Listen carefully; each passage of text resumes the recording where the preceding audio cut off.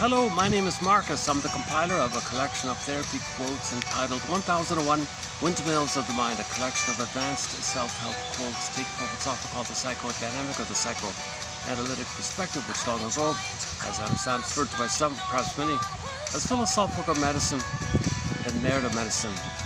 When Robert Bly speaks to an audience, he sometimes says to the audience, "Dear audience, forgive psychology for its jargon. Please just forgive it." He tried to teach psychoanalytic principles, dream interpretation, analytic interpretation, and myths and fairy tales, because you interpret myths and fairy tales the way you interpret dreams. So he would use psychoanalytic principles in a very friendly user manner like that. So occasionally I have to slip in some jargon. Please, dear audience, forgive psychology for its jargon. Please just forgive it. And then he says, 30% of what you can hear in this lecture tonight, dear audience, is wrong. It's up to you to figure out which 30%. So likewise here, a certain percent of what you're going to hear in this video is wrong. It's up to you to figure which 30% here. I'm back at the turtle pond here. All right, check it out. We might see a monitor lizard and a crane. We'll see how it goes. Today's going to be a bit on the. Today will be a bit on the lighter load. Oh, by the way, the last video done here as well, produced to my surprise, the most popular video in the entire collection. So check out the short section. Type in popular. It's the most popular one, just done last time here. I was referring to a film. A professor was talking about emotions in the body. Emotions are in the body, keep that in mind. And he applied it a little bit. So that was a popular short, yeah. It's kind of obvious, but when you hear it, you go, oh my God, yeah, of course. Emotions are in the body. Emotions are bodily commotions. Do the locomotion now. So if he describes something that's not human or an animal as having an emotion, you're not making sense, because only animals and humans have bodies, and emotions are in the body. You need a body to have emotion. If you don't have a body, if you're just some abstract, fantasy construct or something, and you say that thing, that construct has an emotion, like what are you talking about here? So emotions are bodily commotions, he said. So check it out, yeah. 2,500 views. The number one most popular video in this entire series here is that one there done last time. Anyways, so let's and another popular short was on about dreams. Yeah, check that one, 800 views on dreams. So luckily the last video produced 2 popular shorts. I'm very glad about that. Sometimes I'll have a string of videos, no views, nothing, 0, goose egg, 1 or 2 kind of thing. So it's hard to tell. I really understand musicians, when they crank out these songs, they have no clue what might be popular. Sometimes they know, sometimes they don't. Okay, enough about that. So this will be a lighter load of quotes here. I just rediscovered an author who had a kind of a short life or something. A guy from Germany moved to the States or something. A guy named Carl, what's his name? Carl Lewin or Lowen or something. Lewin, I think. So I think I have 1 or 2 quotes from previously from him. I didn't really get into it. He's a kind of he's also filled with jargon, and I wasn't sure if he's clear on it or something, a little too vague for me. So I just found it again this morning. Oh, okay, let's give it a try here. So I want to focus on introjection, because I get where he's coming from. How do we understand this concept of introjection, or the inner critic? What do you internalize with your relationship with the mother? Is she more loving or more frustrating? How does that work?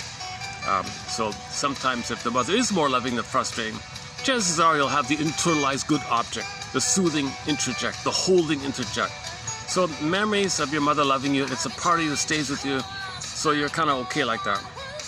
But if mother's more frustrating for whatever reason, then it's missing. So you might be dependent on substitutes. One kid always needed teddy bears because never had a, and then you enter into all the you know, fantasy ideas. Oh, something in the sky is there, loves you, is always with you. Fear thee not, though I walk through it. You know, you have to fantasize always again and again and again because it's missing like that. So he was kind of talking like that. So how does that happen where some kids are able to internalize what they call a good object or something, while other kids can't? How does that work? So yeah, why don't we just do it? Yeah, hang on.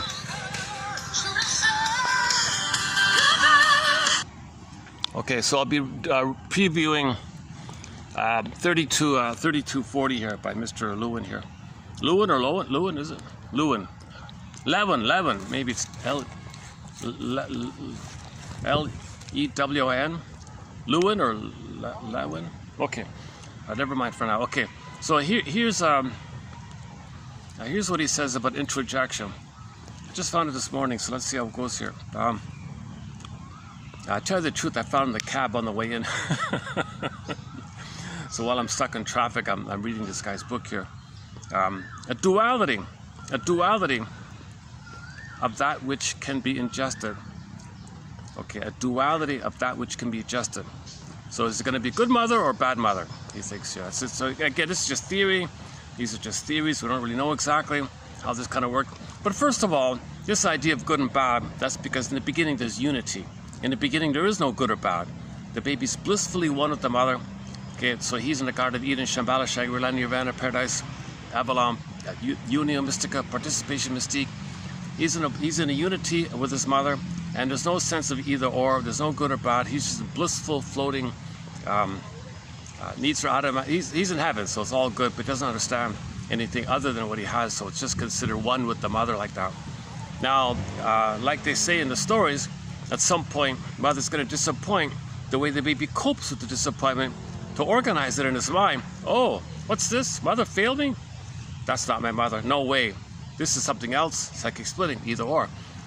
So now he creates the good mother and then the bad mother, and that's not his mother, the bad mother. So he can't handle the confusion.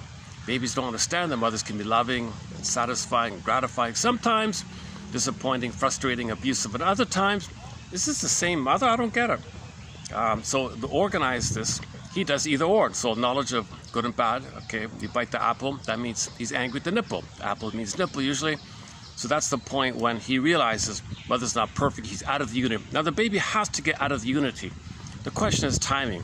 Did he get a proper phase of development for 4 to 5 months, and then gradually from 4 to 5 months to 18 months? Was it like a gradual process, or was he prematurely ejected and he's got either or that is set in his mind like that? What's he going to do now? If that's either or very strongly, he might do with the bad one, right? He might think mother hurt me too much, and there was not enough memories of mother being loving, so he's stuck with the internalized bad object. So the critic inside is pretty harsh like that. So he can't. These people. He says these people can't be alone. He says, because the mother's criticized. I can't be alone. I'm so much anxiety. I need somebody around, or I got to do something to keep myself busy. So ironically, a lot of extremists and some people who are kind of extreme in their attitudes, they can't be alone. Ironically, right? And they got to believe so strongly that's some abstract thing. See, you need it, right? You have fantasized a good mother, put it in the sky called projection, the cosmic screen. Then it loves me, and it loves me. So you're constantly, you're depending on it because the mother was too abusive, emotionally unavailable, she was impaired, emotional dyslexia, emotional warping, maybe she had MPD, BPD, maybe she had like a passive-aggressive bully personality, or a passive-aggressive narcissist, or a waif narcissist, clinging vine narcissist.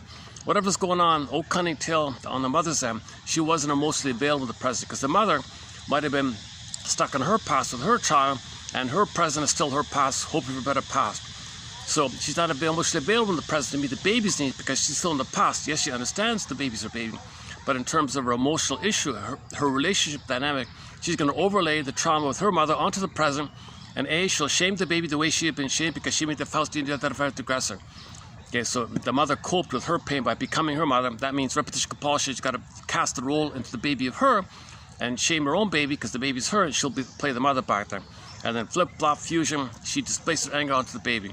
Baby's overwhelmed by this stress. Or sometimes she overlays onto the baby the need for a good mother and parentifies the baby. Baby, I made you to find me. You take care of me, soothe me. Don't let me feel alone. be one with me, you can't be autonomous, I'll punish you, be one with me. The child's going to be stuck in the top of the negative symbiosis. He can get his symbiotic needs met because the mother's still trying to get her symbiotic needs met. So if the mother's impaired like that, she's in a compulsion to repeat what happened to her, try to get what she didn't get. She doesn't know it, so the child's overwhelmed all the stress, right? Okay, so in that case, if the mother is using the child, most likely he won't have the holding interject, the soothing interject, the internalized good object, or any kind of wiring where mother loved him. So he'll remember mother unavailable, using him, thingifying him, objectifying him, putting pressure on him, expect the child to play a role for her theater, for her drama, for her past. So he wires this in. He feels shame, and his anger at this is a monster, and he's shamed. Now he got the shame self, monster object, and the monster is mainly his rage, puts onto himself, things are wildly exaggerated. Now there is some memory of a good mother, so it's split. So whenever the mother was good, usually in uterus, and the mother was a fairy godmother, a distant kind of memory like that. So there is a part self-representation where he's loved, part other representation, other representation where she blissfully all good. That's one's kind of unit split off. Okay, to protect us, so to speak, he's got to preserve that. But reality, he's dealing with the much more painful thing. If the pain outweighs the good, he's going to maintain this kind of either-or thinking, jungle mentality thinking, and he can't develop. Because you cannot develop with either-or. You need a loving mother to get to I'm okay, you're okay. Splitting precludes development, mourning, healing, identities. You can't grow with this either-or thinking, jungle mentality thing. If the child ends up with the jungle mentality thinking, that means that the inference here is he's internalized, if we can say it like that, or interjected, or incorporated, or wired in some kind of construct, a mother hurting him, infused and elaborated by the baby's feelings of it, and monsters of the id monster. Now he's got a monster attacking himself. It's mainly his rage at her. The things are wildly exaggerated like this. So this is a harsh inner critic like this, and that's the theory about introduction. Now, if he's got this thing going on like that, either or, and a monster attacking him and protects the good side, but dealing with the painful reality of mother hurting him, and he feels shame and like this, then that means he's got to liberalize the pain to deal with it. He's got to make the pain pleasurable, called psychomasochism. And how I think that works, according to Edmund Berger, is that due to the stress and adrenaline, dopamine kicks up the chase for mother, some symbol of mother, to remember the good mother from the good old days, to blip up some happy chemicals above the pain he's feeling. Okay, so the pain that triggers some symbolic mother, or that self-object, Alman and Paul call it, or symbolic mother, it's going to remind the baby when he did have mother. If he can remember the good old days when he did have mother, it'll blip up some happy chemicals above the pain he's feeling, and he feels better for the moment. Okay, the pain's still there, dopamine says chase, future, trigger the past. Feel better for the minute, chemistry goes down, dopamine says chase, okay, chase for symbol to mother, cookies, food, money, material, wine, drinks, whatever. Okay, so something you associate possibly with mother, something good, reliable, stable. Okay, and then that'll remind you when you did have mother. The future is just to trigger the past. Okay, because that's the best you can do. Just get like nostalgia. Just remind me of when I had loving mother. Oh, this will be still standing for mother to remind me. Called triggering. It's called ATM, addictive trigger mechanism, by Alman and Paul, via using the ersatz self-object. You can't chase for a cookie and it'll actually be mother. It's just a triggering device. Plus, of course, there's a brief physiological component to, in the case of sugar, concentrated sugar fools the mammalian part of the brain to perceiving the person safe. Concentrated sugar, concentrated food, lots of food, safe, serotonin. That's just a minor thing. It's mainly about triggering the blissful good old days. And then if those old memories, if you can remember those old good old days, like the fantasies come up, they say, and then from that, with the fantasies, the chemistry of the happy chemicals of oxytocin and serotonin above, over the pain, you feel better for a minute. It goes down, chase again, okay, trigger the past, blip up the happy chemicals, blips up, feel better, goes down, pain still there, dopamine chase, and you're in this misery machine. Now, the pain that makes you chase, dopamine for the chase, okay, to trigger the past, the happy chemicals from the past get infused or injected or blurred into the pain, causing called psychomasochism. Now you got this blurring phenomenon. That's how the pain deals with his anger at himself. Remember the baby's anger at the mother is blocked, so it turns to himself. But his anger at himself, okay, now with this monster like that, it's really his cry for love. It's really his cry for love for the mother, but there's no loving mother there. It's missing. It fills in with his rage. The rage is a signal for love, signal for mother, signal for attachment, signal for connection, attachment, hunger, attachment, striving, attachment, craving, love, hunger. Mother's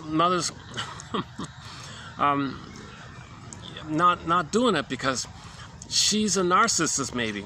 She thinks she's center stage, all about her, and the baby's thinking that she serve her. No, mother, I'm a human being, I'm a thou. Baby, no, you're a that. No, I'm a thou, I'm a human being. Babies are human beings, mother. Well, it sounds nice, but from my psychological point of view, I didn't get the breast. And when I was a baby, the breast for me was a thing that I owned, controlled, should serve me. So I'm going to turn to you for, oh my God, mother.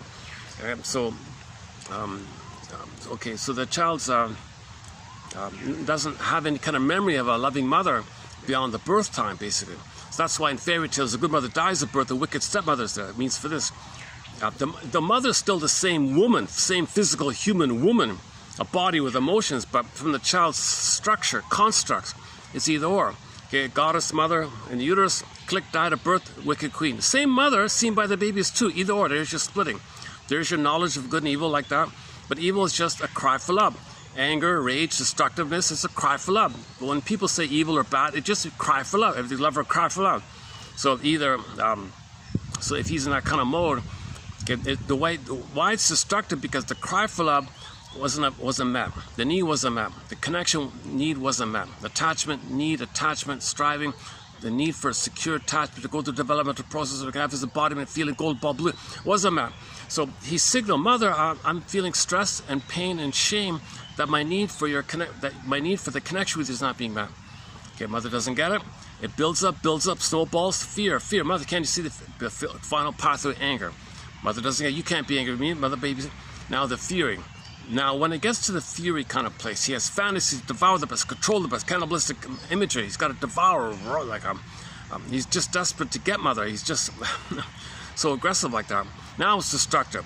Okay, now it's quote unquote EVIL. So the live LIVE blocked letters crunch up, it twists around. Now it's destructive. Same line, same letters, blocked, crunched up, twisted around, destructive. The destructive is the cry for love. It got blocked and twisted around, still the cry for love. If you loop it back, it's still the cry for love.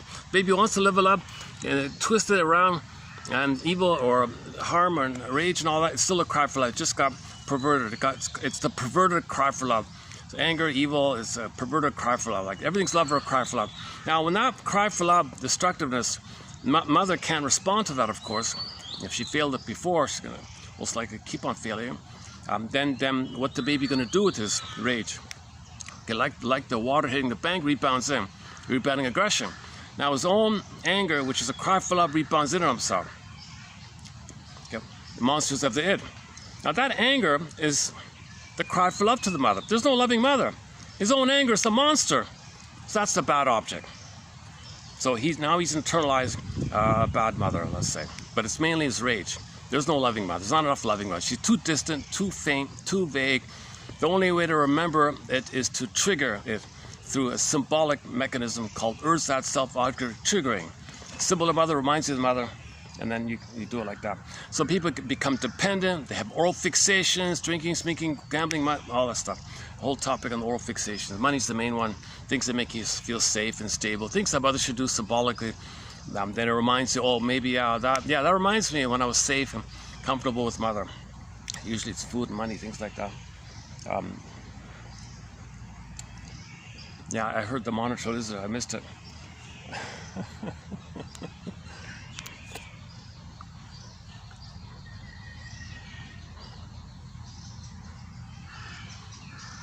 Nice little spot.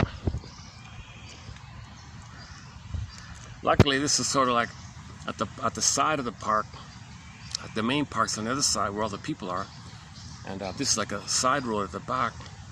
So this is a nice little spot for me. Yeah, a lot of greenery. It's funny because my last video was done here, and maybe because I was in a calmer mood, I got more views. Maybe I was more refreshed. I was calmer. Today I'm a little short on restless, so I won't be so fresh. Oh.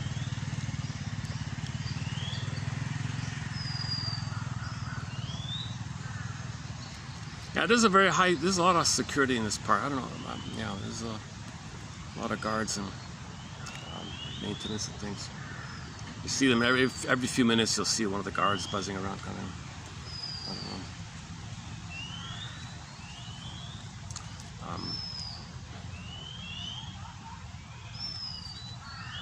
I don't really know this kind of area. I don't live in this area, unfortunately. I'd love to. It's a nice area. Okay, enough about this kind of thing. So let's pick up on interjection. So something I've never really tackled into this jargon. Please forgive psychology for its jargon. Please just forgive it. Robert Bly says, interject. Well, introject, like versus project. You introject, like you project. Okay, something about you that you repress and don't want to know. You say others have it. You attribute to others something about you that you don't want to believe. You say others have it. It's called projection. Well, the opposite is kind of like introjection, and you make it a part of you instead of. So babies need to introject. The theory is, the more frustrating the mother is, the more he interjects. The more the mother's unavailable and hurtful, the more he interjects her. The more he injects his rage at her, that's his cry for her, his anger at her, he's hurting himself. Now, if he's got this, the more the mother's unavailable, the more he turns to his own rage to link up to the mother, because the cry for hope for mother. So to have the hope for mother, he's got to hate himself. The baby's going to need to hate himself in terms of the imprint, leading to the blueprint, leading to the schema, model, internal working model. He's going to create a psychic structure. He's going to create like a wiring like that. Human connections lead to neural connections. Things get set in. It's his understanding about himself and the mother, how he copes like that. It becomes a map, and he applies it like that. If the baby's cursed, jinxed with his cards he's dealt, and it's a painful map. With the painful map, what happens is the pain, due to the compulsion to repeat, get out of the pain, he's going to recreate new additions, hoping for a better path. Repeat, hoping for a better path. Repeat, hoping for a better path. This is the painful curse of the baby having attachment trauma, relational trauma, personal trauma, developmental trauma, strain trauma, ambient trauma, weaning trauma, etc. This is a curse like this, because he lays down this painful wiring, and when there's pain, you reach for mother, but you're just following the wiring, you're disappointed again.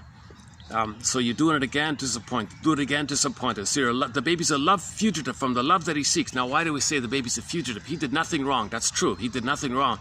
But when the baby's hurt, he believes, in order to get along with the mother, he believes he did something wrong. He must believe the mother's loving for his hope. He cannot need to know. He cannot know mother hurt him. He can't face the truth mother hurt him. The mother's got to be seen as good to account for the pain he's feeling. He thinks he's being either punished or rejected, shame, guilt, pain, no good, defective, unlovable. So he just concludes he's a criminal. He did something wrong. It's his fault. All babies take the blame for mother's abuse.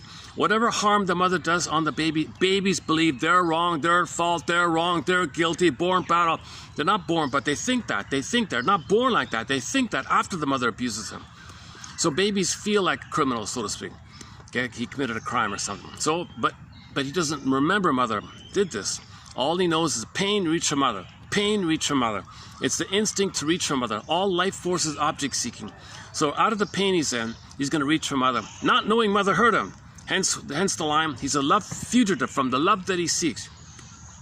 Okay, so this is called kliglos in ancient Greece, repetition compulsion, or the compulsion to repeat. Okay, Santayana, quote, doing the same thing.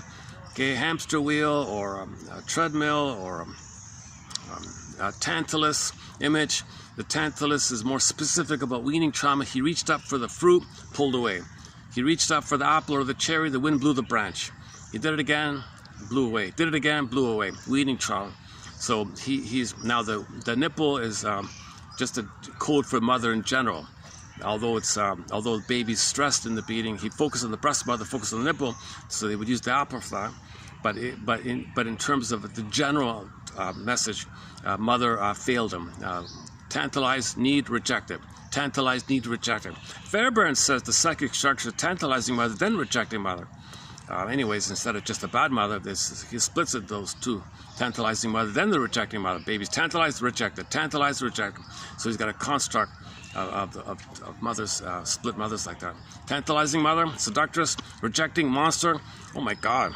And of course, there's a mother that's nice to him. As part of the brainwashing, if he complies and does what the mother wants, there's a loving mother, but it's a conditional loving, so she's sweet. And he only gets love when he sacrifices him as a conditional loving mother on the condition. Where's the real good mother? Nilch. Basically nilch. Maybe in the uterus. Maybe in the uterus. Of course in the uterus there was a loving mother. So the distant memory, there's a loving mother who provided love unconditionally. No condition, baby. You got my love, mother says. You got it unconditionally. So if he's under stress from the other three verses, he wants to remind me of the good old days. What can remind me of the good old days? Okay, something that puts me in a blissful, triggering mechanistic machination. If I believe the cookie, I gotta believe the cookie's mother to trigger. It's just some kind of addictive mechanism to trigger that good mother. Then you get the chemistry. Now you're in pain, do it again. Pain, do it again. Pain, do it again. So he's addictive like this. Okay. Okay. So this is related to this internal working, internal object relations theory, psychic constructs, mental constructs, personal constructs, schemata. Okay, whatever you want to call it, maps, whatever, imprints lead to blueprints. This whole theater like that, inside theater of the mind like that.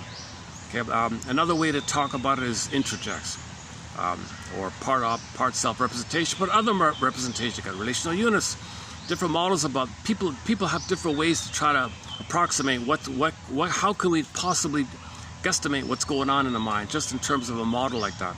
So Masterson's got his version, and Melanie Klein has hers, and so on. Fairbairn and Rinsley and many others.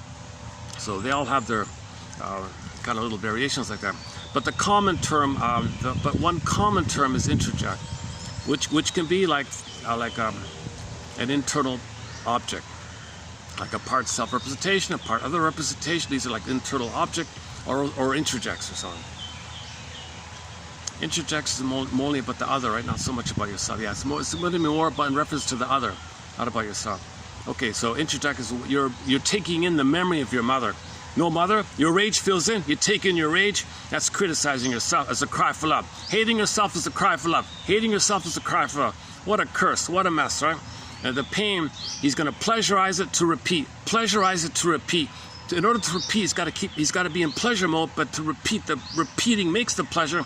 The pain is pleasurized, so he can repeat to keep the pleasurization of the pain, because he needs to repeat. But so to maintain the system, this is called the misery machine, the rigmarole, and the person doesn't know it. So the id said to the ego, don't interrupt this.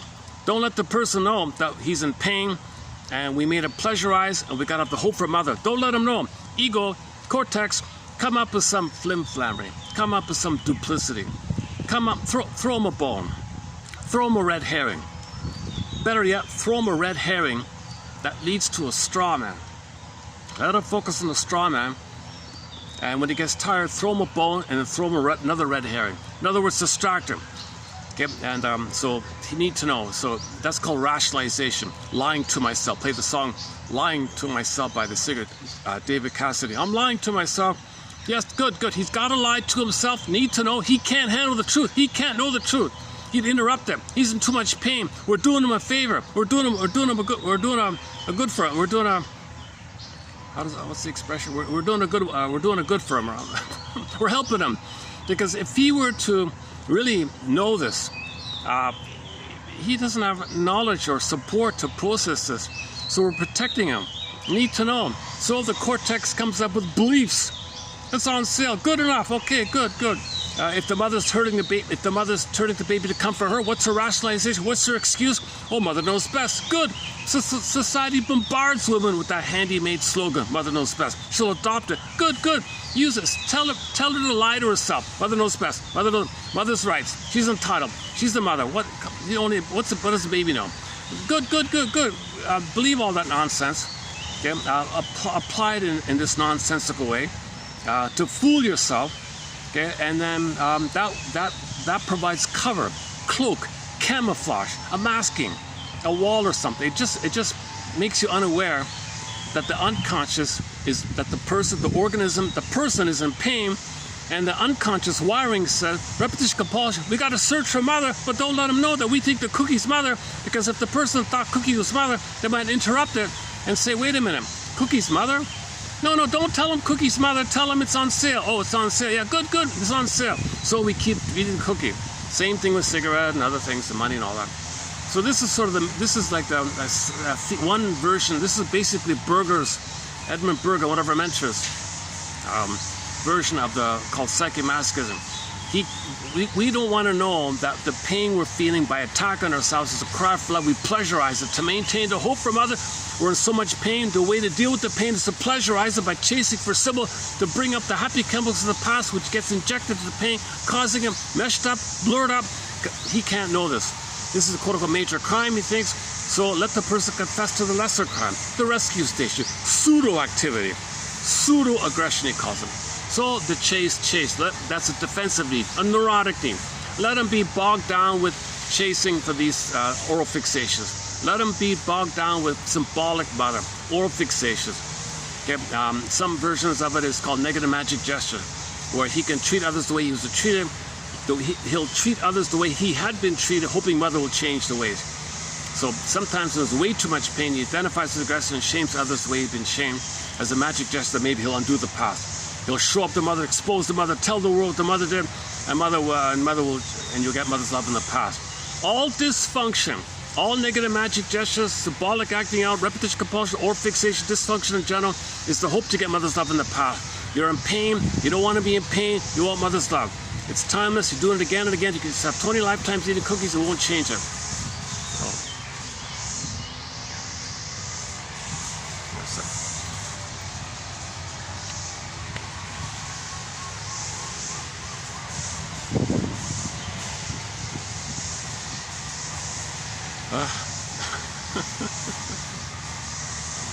Sometimes I get lucky, I'll set up and I can do the video. Sometimes I got to move a few times if the staff have to do their things. There's a guy in front of me with the weed whacker, hard-working guy.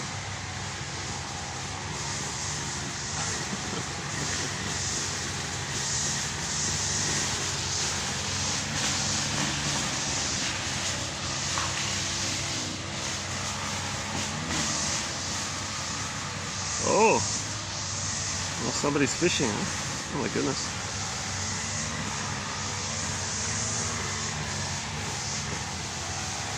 Oh, he's probably not, I'm sure he'll get fined or something. Not obviously sure.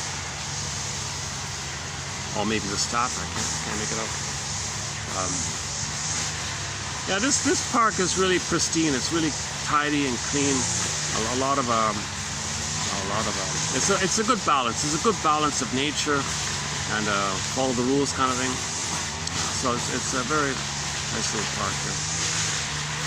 There's a lot of pride and history to this park. I haven't read the pocket yet, but it's been around a long time.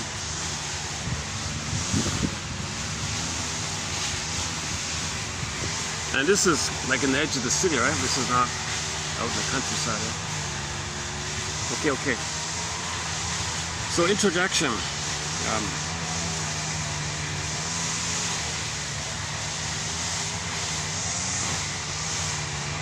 on. I'm still trying to get used to this thing. Oh, here we go. All right. Okay.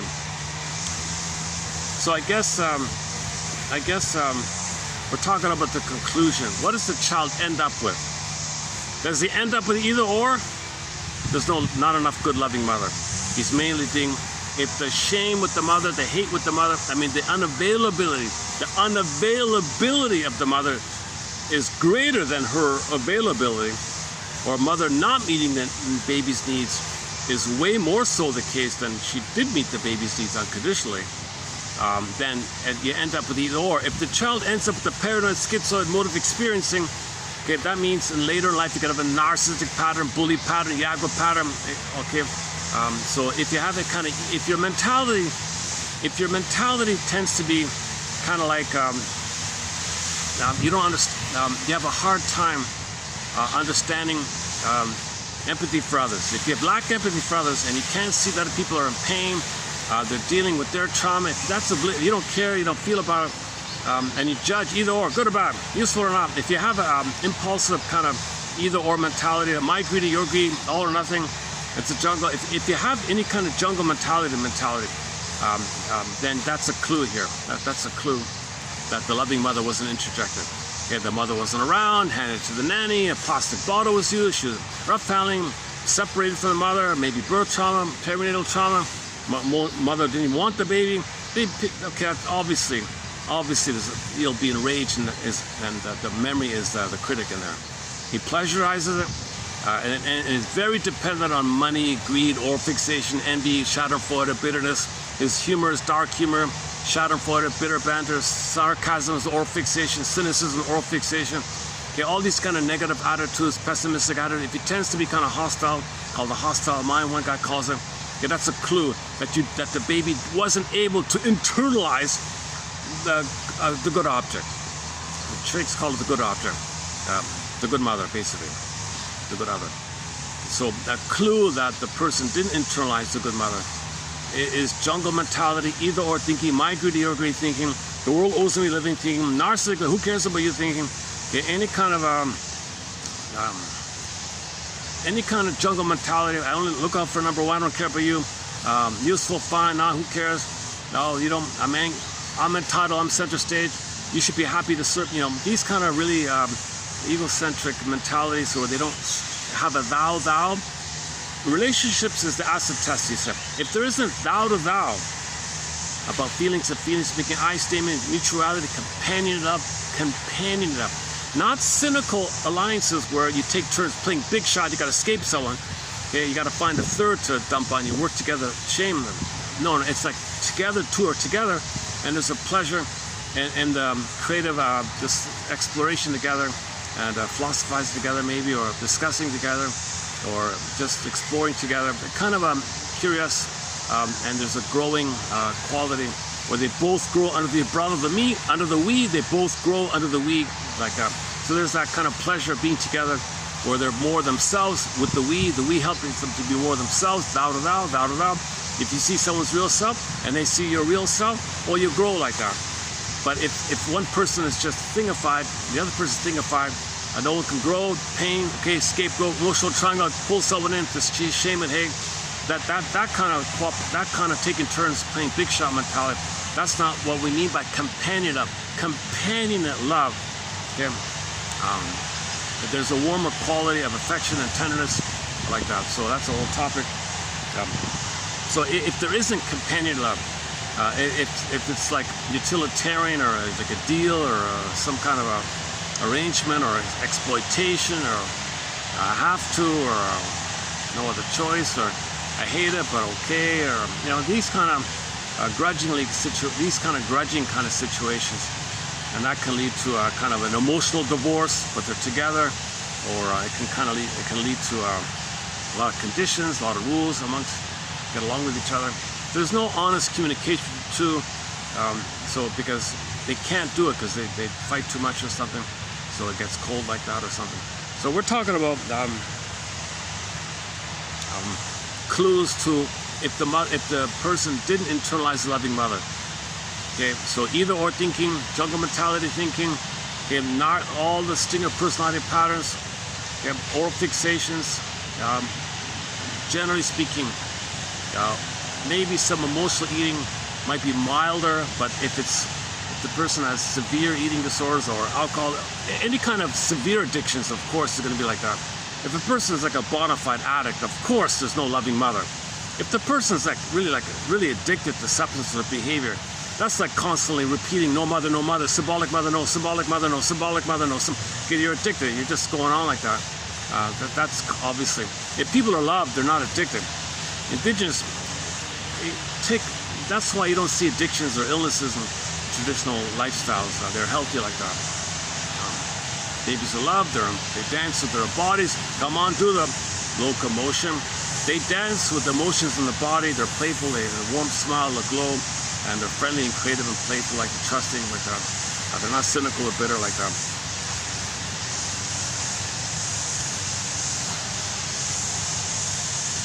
If there's a pathological clinging, like a narcissistic clinging vine type, if there's like an attached, avoid, don't emotionally connect, okay, schizoid or avoidant, anxious, aggressively avoidant or passive avoidant, or if there's like the bully one against people, so moving towards, away, against, or the passive aggressive against, called Wayne Oates calls it the sneak around. It's pretty loud here with the this phone is gonna pick up the that weed whacker behind me, right? That's the son of a gun, eh? Little bad luck today. Let's see. He's probably gonna be there for a while. Eh? The problem is it's 36 with the heat factor. It's maybe like 38 or 9, and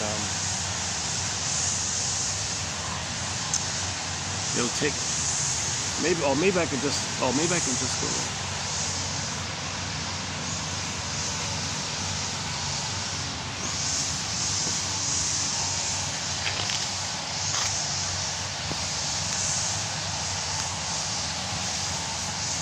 I should just hit the pause button or something.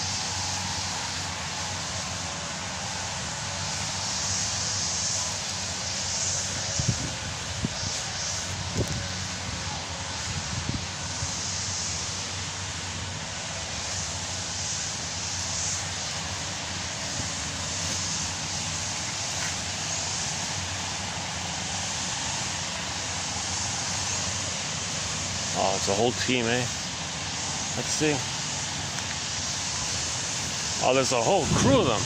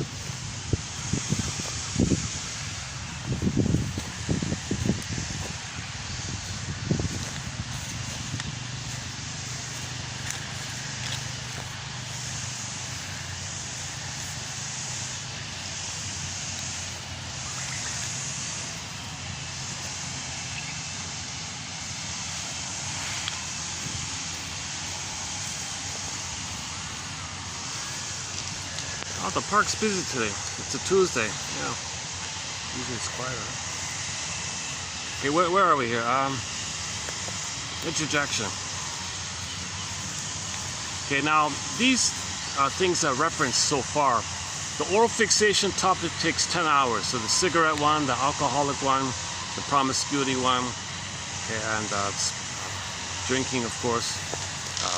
A recent quote about drinking was, "The alcoholic is both God and helpless infant." Because when you trigger the good old days when you're one with the mother, you feel like a king and a god. Babies feel like kings and gods when they're one with the mother. If you use a similar mother to trigger when you did have one of you feel, but you're a helpless infant doing it, right? So you're emotionally a helpless infant, needing mother, but you feel like a king and a god because all babies feel like kings and gods in the beginning. All right? Wow. That's quite a...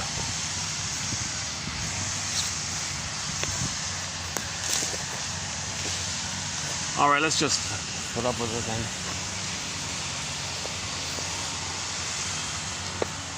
There's people on that other side. I see people there. Oh, wait, hey, what about here? Hang on. This is the most sort of secluded kind of spot I can find. What about here?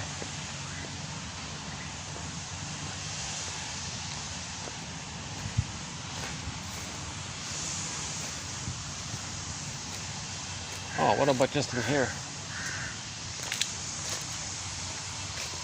Oh, maybe we'll see a monitor lizard. Hang on. Let's see.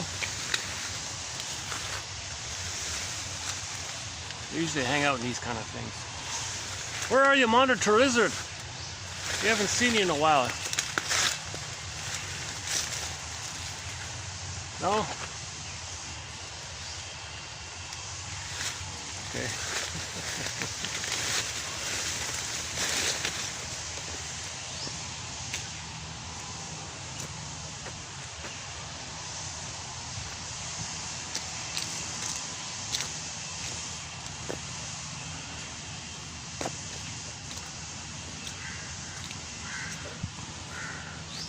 What have I here? Oh, here we go. Let's see.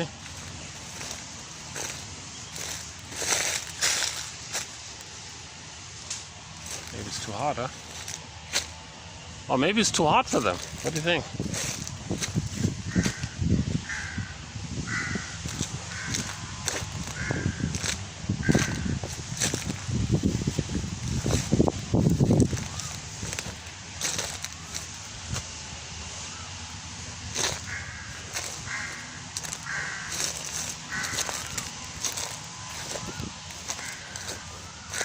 Oh, what's this nice old tree? Let's see.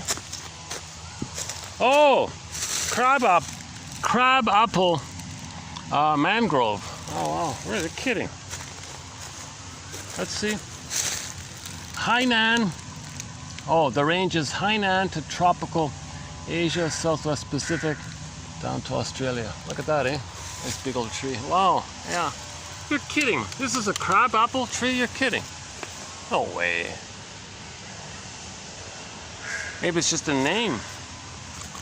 This certainly doesn't look like a crabapple tree. Interesting tree, eh? Look at that nice big old tree. Are we getting it? Yeah. Are we getting it there? That's called a crabapple mangrove. Maybe it's just a variation.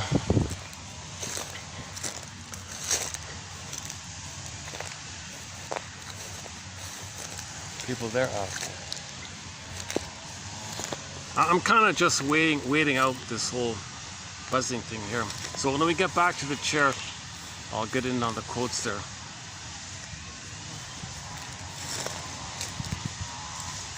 I think, sometimes I think they worry a little too much. Like if a visitor comes, the manager says, well, make sure it's all clean there. They're filming or something.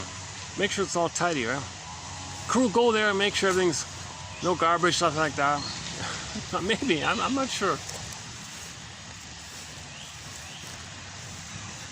But it's a beloved park. This is really one of the jewel parks in the city here. I travel a long distance just to get here, and it's worth it. I really love being here.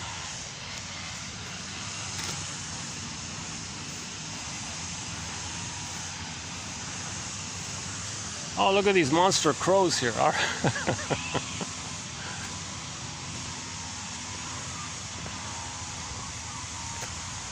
Big old crows, eh?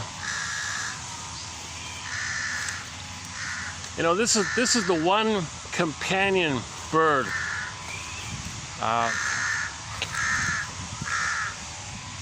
all 3 continents. This is the common bird for all 3 continents, the crow.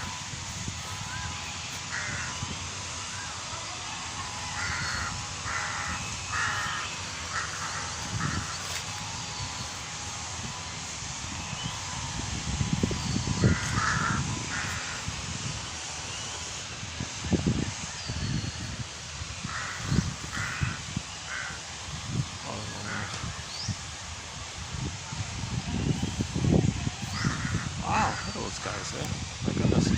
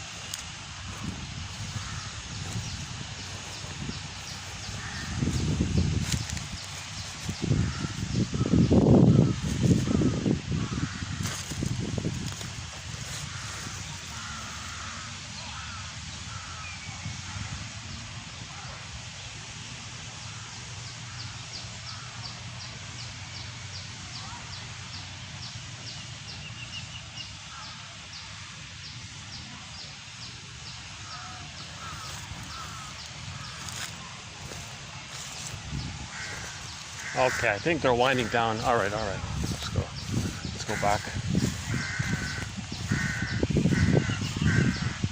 These are nice trees, eh? I wonder what the name is. They're not birches, eh? Oh, the crows love these old trees, eh? These old trees, eh? Nice hardwood tree here. 1,000 years old. Who knows? This could be 1,000 years old for all we know. I don't know.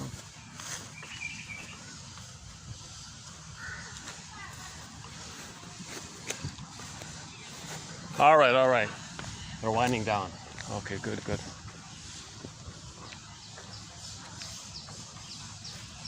Oh, they got the whole team out. My goodness. There must be 20 staff there.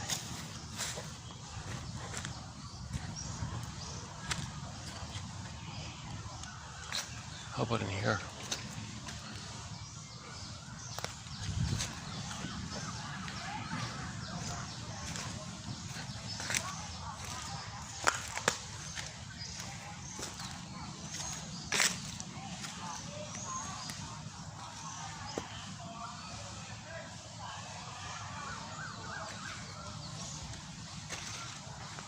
All the turtles, for some reason, are at the opposite end. They don't come to this side.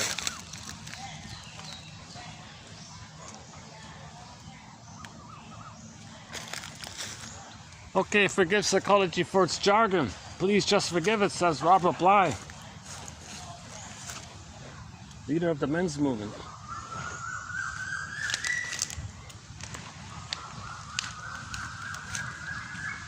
When he means men's movement, he means mythopoetic, using poetry and myth and psychoanalysis to help men know themselves. They call him the grief poet. Grief is the doorway to your feelings and identity, men. Grief is the doorway. You got to admit there was a loss. That was a loss. Admit it was a loss.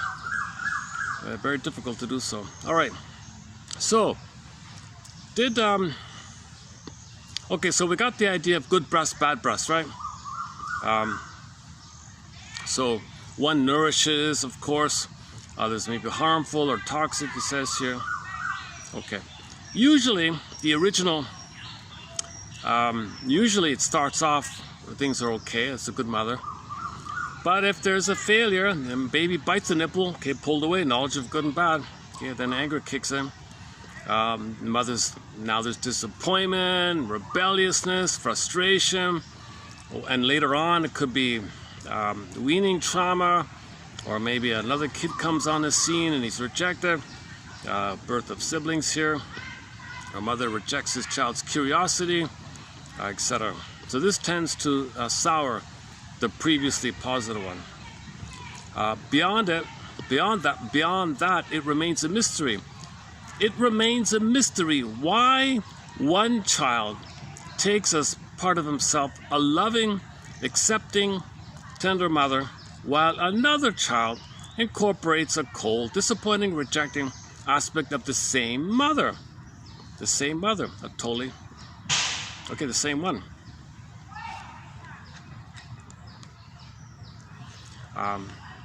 Yeah, it's a good question. Because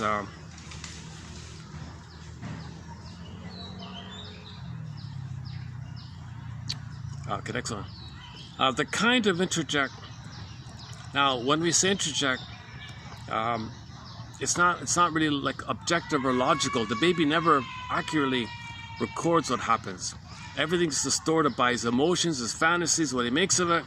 Things are exaggerated. That's what we're dealing with, right? Not so much the event, but how he responds to the event.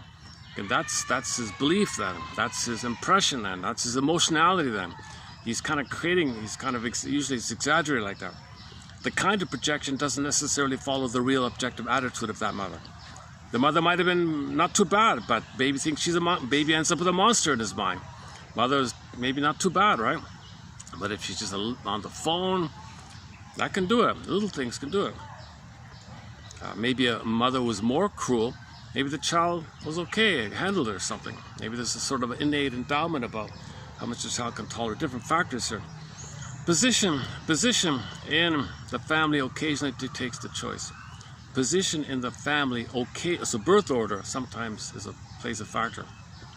Yeah, because sometimes in one theory, the first kid is given a lot of support, but it's conditional. The first child is given all the support because the parents are using the first child wanting them to be successful. If the first child is seen, they feel seen. So they want the first kid to be a hero. So that can also be a negative mother, or maybe not so much, we don't know. But the second kid, if the second kid is scapegoated, most likely it'll be a rejected one, because the second kid, it doesn't work. The first one, it doesn't matter, the kid's successful or not. The parents are not going to get mirrored by the child being successful. It doesn't heal them. So when the second kid comes on the scene, all the pent-up frustration, disappointment, hurt, anger, shame, they're going to scapegoat the kid. So the second kid is often the scapegoated kid. So that in that case, the second kid will be like that. The third one is kind of ignored because the parents wish they could be free. They ignore the kid, be free. Kid thinks, oh, they're ignoring me. I feel lost. I'm supposed to represent their freedom. I'm supposed to go like that. Yeah, go, be free. I want to be free. You be free. But he feels lost. How could he be free? He has no loving mother to be himself to be free. He's kind of lingering and lost. He's just floating like that, the lost one. So you got the hero, the scapegoat, the lost child. And the last one comes on the scene. What's going on here? What a dysfunctional family here. Is there any role for me to play here? He might accidentally become the mascot or the clown or something to blow off steam. So he does some funny things, and then everyone laughs maybe. So he has a role. He blows off steam for people. So that's one role. So that's one theory. The hero, scapegoat, lost one, and the hero like that. So it's very clear with the second one, the scapegoated kid, because the parents want to stay together. Emotional triangle, they triangulate in the second kid to represent their shame self, externalize their shame self. They hated the mother, they hate the shame self, who poof, there's the mother, whom they both hate, the parents get along. The scapegoated kid goes along with this to keep the parents together. They got a role, I keep my parents together, look how great I am. I keep my parents, now they have a pride in this kind of. Now they kind of have a pride in being in that scapegoat role, maybe like that. Meanwhile, the first one is trying harder and harder. OCD, I gotta be successful, all the pressure's on me. The weight on that, I gotta save the family, I'm the hero, remember? The third one's kind of lost, drifting around. What am I supposed to do here? The fourth one is just goofing off, making people laugh, maybe. That's just one. It doesn't have to neatly fit like that. There's other family roles. There's other roles kids can play in the family system. I'm just referring to one version of it. But anyways, that second one is kind of clear like that. Often, the child interjects that view of his mother that he feels he deserves. Wow. He doesn't deserve it. He's not unlovable and defective, but he feels that way. So he'll create his anger attacking him. If there are aspects of himself of which he feels deeply ashamed or guilty, he is more likely to interject a disapproving, punitive mother. So his anger is going to be morphed into the mother rejecting him. Now his own anger, you're no good, I reject you. It's his own anger, man. So it's a condensation image of the mother rejecting him, and the baby's rage at it, poof, mix it up, shake it up, poof. The monsters of the air. This inner critic, guy with the horns, Beelzebub, devil say loser, any kind of scary entity, Cyclops, wicked queen kind of thing, or all these Medusas and things like that. Vampire squid, little demons and things, and goblins and things, any kind of entity that's a rage wants to hurt you. It doesn't matter what symbol it doesn't matter what form the symbol takes, it's the same kind of thing. It wants to gobble you up, but it's in a rage. Okay, that's just a picture of the baby's feelings. He was in rage, he was in oral. The picture represents his thing. Can't you see, it's with them. Play the song by Delirium. It's with them. Can't you see, this stuff is with them. You are your own worst critic. Okay, he quotes the Pogo cartoon. I forgot about that Pogo cartoon. I found the critic. It's me. I'm criticizing myself. Okay, we'll get to that later. That's at the end there. Okay, not uncommonly, a child who feels conflicted. Oh, it's probably nice over there. I can smell the fresh cut grass over there. Oh yeah. Not uncommonly, a child who feels conflicted with his mother will provoke her by his bad behavior into retaliating and then he introjects that screaming, incoherent mother. Even more subtly, he may project his anger onto her without any clear demonstration of feeling. Like the little boy who doesn't do his homework and then complains that his teacher doesn't like him. Like the little boy who doesn't do his homework and then complains the teacher doesn't like him. So he's just creating this somehow. That's the status. That's the status, homeostasis in his mind. He's just recreating, provoke others, see others in a certain way to maintain his negative belief. He's an injustice collector. This is called injustice collecting. So he's just recreating this thing, looping like that. Berger calls this the injustice collecting dynamic. With each traumatic childhood event, the child's anger increases, and his projection of it onto his mother keeps on apace, so that a real feud ensues without the poor mother even being aware of its existence. So the poor mother doesn't know what's going on. The mother's a little incompetent or something, but the child is creating her, seeing her as a monster. And what's going on? Why is my kid so upset or something? She may even be quite kindly, but she is interjected as a short-tempered grouch. Oh my God. Truthfully, most of the distortions.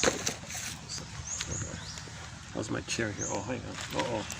My chair sinking in the mud here. Hang on here. No, it's okay. We're okay? All right, we're okay.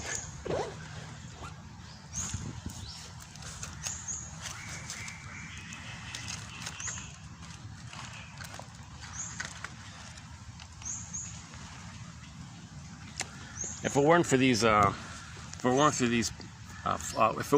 palms, my chair would be stuck in the mud. Okay, why am I saying this? So you can see my anxiety when I do these videos, right? Especially if I'm tired.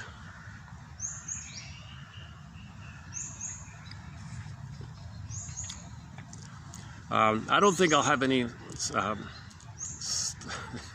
exceptional shorts this time around, but it was a nice surprise to get those two shorts, one reaching 800 views, the other 2,500.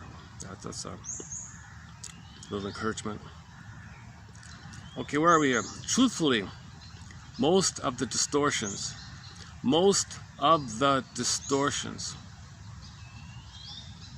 of introjection are not caused by truly destructive parents. They're not truly that bad, right?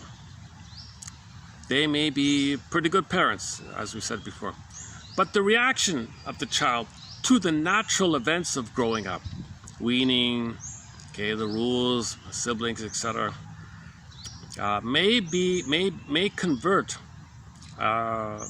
displace the good mother, and then the bad mother takes over. So now it's like a scale thing. Does the bad mother outweigh the good mother, or does the good mother outweigh the bad mother? It's a little bit like that, maybe. If the bad mother outweighs the good mother, then it's either or. If the good mother outweighs the bad mother, there's a chance for psychosynthesis, integration, whole object relations, called the depressive position. If the bad mother outweighs the good mother, he's going to maintain splitting. He can't heal with that. He's got more work to do to update his psychic construct called memory reconsolidation theory. He's got to update things. He's got to recognize that his unconscious thinks in this way because something worse would have happened if he didn't. He coped in that certain way, but the conscious doesn't like it. You got to juxtapose those two and see if you can update things by fantasizing your life without the symptom, including life experiences to update things, try to update things, and so on. All right. The presence of a good introject sustains us in hard times. A good introject constantly replenishes our capacity to give affection, to think well of ourselves and others, and to have an optimistic view of life. Okay, so these people might be generally more optimistic. The soul is its own source of unfolding, says Heraclides.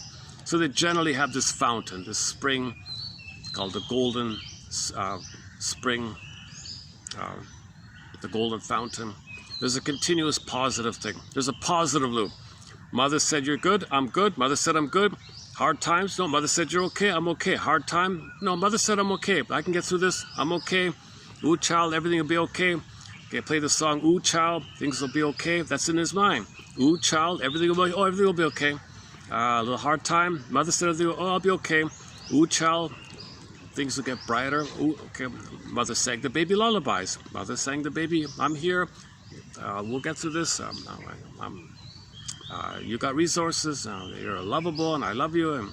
And baby has a natural innate cycling that's going on. So if there's little interruptions, well, the cycling is there. Interruptions, well, the cycling is there. So he generally has this kind of resilience to maintain a positive attitude. But if that's missing, and there's a hard time in his life, oh boy, he could spiral down the other way, right? Now he's dependent on external aids. He doesn't have an internal resource, so he's going to be dependent on some kind of external substitute for the missing internal. Right?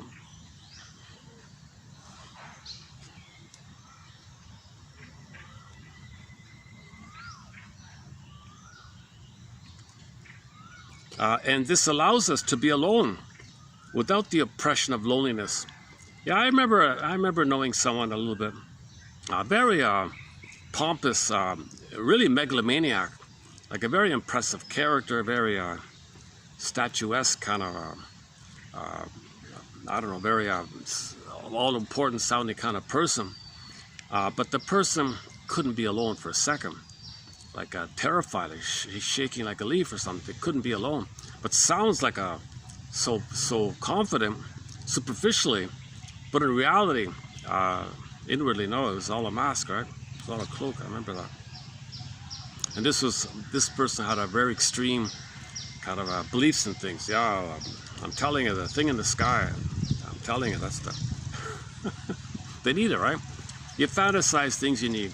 When real needs are not met, you have the unconscious hope for the fulfillment of that. So you fantasize in the cosmic screen a good mother in the sky and say it loves you. There you go, and you depend on it, and you're addicted in a way. That's why it's a little addictive like that. Opiate addiction, they call it. Because so you have empathy for people. If people do that, their unconscious thinks something worse would happen if they didn't do it. So anytime you see somebody doing something a little absurd or ridiculous or silly, or you don't like it or think it's foolish, or anything that you quote unquote don't like or think is a little awkward or something, you got to realize that from that person's unconscious point of view, if they didn't do this thing that you think is silly, whatever, from the point of view of their unconscious, okay, their unconscious says if they didn't do that thing, if the person didn't do that thing, something worse would happen. So they got to do that thing to protect them from something worse. So that person I'm thinking about, if they didn't have these fanatical cult-like beliefs or something, they think they'd perish. They couldn't be alone or something. They got to have this demand. No, I'm telling you, the demand. This thing exists and loves me. If they didn't do that, they would probably turn to something else, be an alcoholic, or they would swap. So John would say that sometimes people swap. They might swap the belief to the alcoholism, or they drop the alcoholism and take on the belief, like the dope, hope is dope idea, quote unquote. So he could swap around a little bit. So that's what it means by opiate of the people. He means it like that, the famous phrase. But so anyways, you got to think about it in terms of empathy. If somebody is engaged in something you think is unnecessary or looks foolish or something you don't like, or could be rude or silly, whatever it is, number one, at least have empathy from the point of view that their unconscious, or the unconscious part of them, believes it must do that, otherwise, from the unconscious point of view of that person, the person would suffer something much worse if they didn't have it. So that's why they're doing that. Now, and things didn't get updated for them. They didn't do any kind of memory update. They're still living from the past, template, construct, imprint, blueprint. They're still there. They didn't update it. So they're coming from that kind of thing, right? Ooh, that's kind of hot here. I really, yeah. I feel like the heat index is a little hotter today for some reason. It feels much hotter today. Last time I was here, it was pretty good. Last time it was good here, yeah. Okay. No, it depends how well rested you are, right? If you're rested, If I'm rested, I can deal with the heat. If I'm not rested, I'm more, okay. Where are we here? Can't be alone, all right. After all, so a good introject constantly replenishes our capacity to give affection. Oh, look at that person, yeah, they're freaking out with the heat, eh?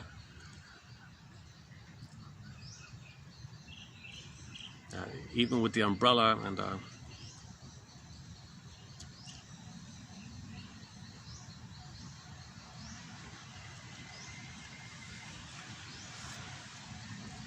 think I should have brought coffee this time. Yeah, I'm switching down my caffeine. I'm going down to oolong tea. I've switched to regular coffee to oolong cha, oolong cha, oolong tea.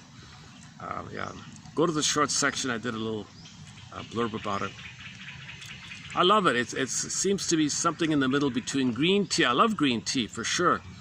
I'm not really a fan of black tea actually, but oolong cha is some kind of blending of the two. There's it's something in the middle between green tea and regular black tea. There's something in the middle, so they call it green tea. Like oolong cha, oolong tea. So,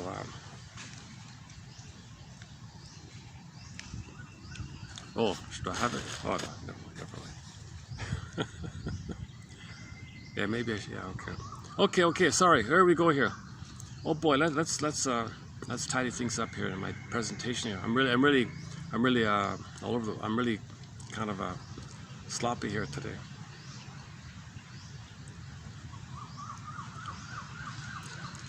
The presence of a good introject sustains us in times of privation. A good introject constantly replenishes our capacity to give affection, to think well of ourselves and of others, and to have an optimistic view of life. It allows us to be alone without the oppression of loneliness. After all, mother there is in son. It's a part of you now, right? Smiling benignly and expressing her love, a constant inner voice of acceptance and approval. The child with a bad introject is in constant torment, and his loneliness remains a terrifying void, regardless of life circumstances. Yeah, so that's that poor little rich boy. He was 16, had a sports car in his own apartment. He was miserable, right? He became a delinquent. Huh? Okay, while the child with a good introject is happy within the limits of his actual life situation, experiencing the pleasure of living, the child with a bad introject is in constant psychic pain, suffering in the midst of plenty. Yeah, so what would you rather have, right? A mother who loved you, but not much material things, but you're comfortable with yourself, you feel good and optimistic, or you're born in a mansion, but you're rejected, and the nurse, the governess was bitter, covertly didn't want the job and took it on the kid. Okay, in this brief discussion, okay, so now he goes on a little bit about how in ancient times, long ago, okay, people might refer to this as the bad introject would be the evil spirit, right? And you want to exorcist, you want to take it out, right? So hence the film. A recent novel and the film, right, The Exorcist, is an example of the process by which, quote-unquote, the devil represents the introjected bad mother. So you want it out. I want it out of me. Well, it's not that simple, right? It's mostly your rage as a cry for love. You can't get your cry for love out of you. You got to update things, and you got to forgive your mother. You can't just pull it out like that. You know, that's the confusion.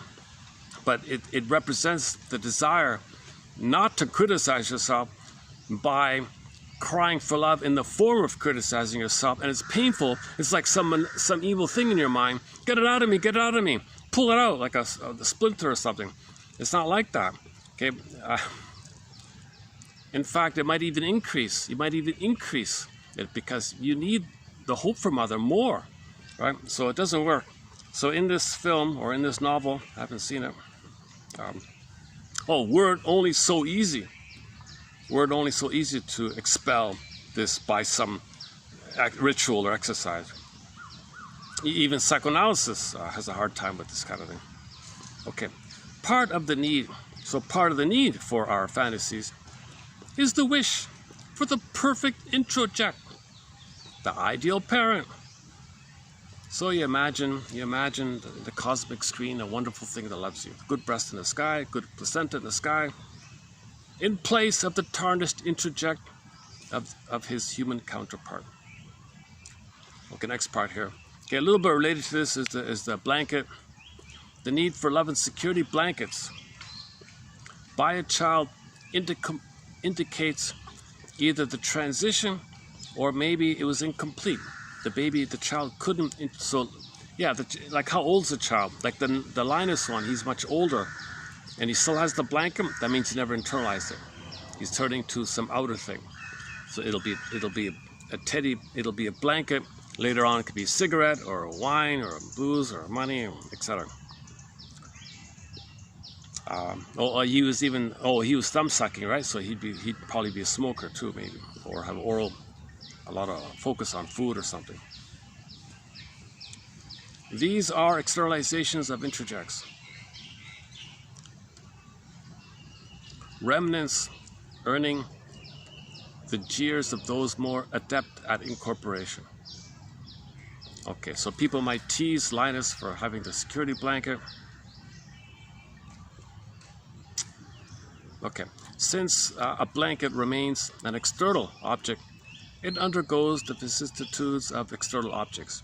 So the blanket might get lost, misplaced, worn out, broken, torn away, lost in the machine, washing machine, etc. But a good, stable, internalized object, you don't have to worry about that. It's wired in your brain. Giving up a love and security blanket is not really giving it up at all. It means permanently installing it inside. Okay, if the child can make the so in the case of a healthy transitional object, he accepted mother in his mind. So there's two ways. The teddy bear is a transitional object, doesn't need it anymore, gives it to somebody else, it's in his mind. In the other cases, he's going to swap it for other things, I guess. I doubt whether an individual's introjection of their mother ever completely disappears.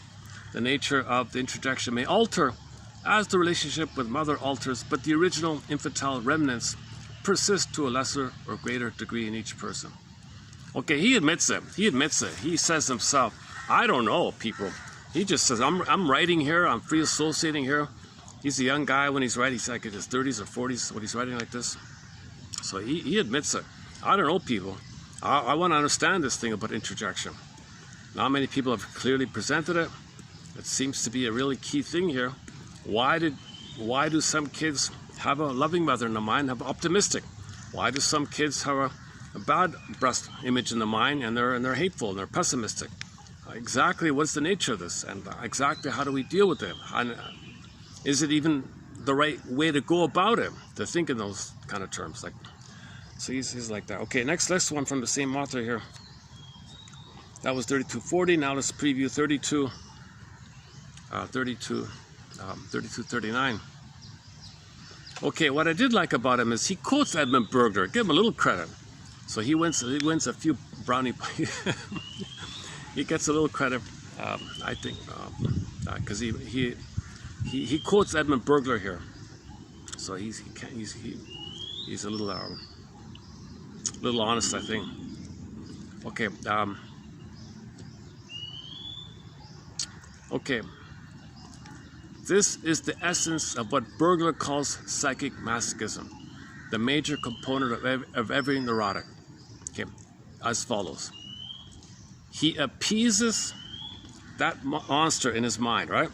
He appeases, remember the monster of the bad mother attacking him all the time, his anger attacking him? He appeases it, placates it by saying, quote, okay, enough, you needn't trouble me anymore, for I am paying for my crimes, whatever they are. So he recreates disappointments. Leave me alone. I'm managing it. I'm suffering. Leave me alone. I'm suffering. Okay, so back off. I'm suffering. Okay, and he's stuck in this mode. That's not one way of putting it. So he describes it that way. By meting out his own punishment, okay, repetition, compulsion, or fixation, disappointments, coaxing people to disappoint him, repeating the dysfunctional childhood situation, the present, hope for a better past. He's doing it, right? He somehow manages to control how much he suffers. He, quote unquote, titrates it a little bit, or he just manages a little bit. However, the inner critic that mets out that punishment is the byproduct of a bad introject. Remember that the young child's introject is the enlange of his conscience. That kind of conscience, unconscious conscience, right? Superego sometimes. That kind of conscious or unconscious conscience, okay, it's not like a normal conscience. It's the unconscious conscience. It's not like your regular conscience. Your conscious conscience is different from your unconscious conscience. Okay, that kind of unconscious conscience does not require a forbidden act for punishment. It punishes just as severely for no reason, just for even wanting to get better. It punishes you whatever, no matter what you do, kind of thing. Like you're always guilty. Okay, so enter the fugitive show.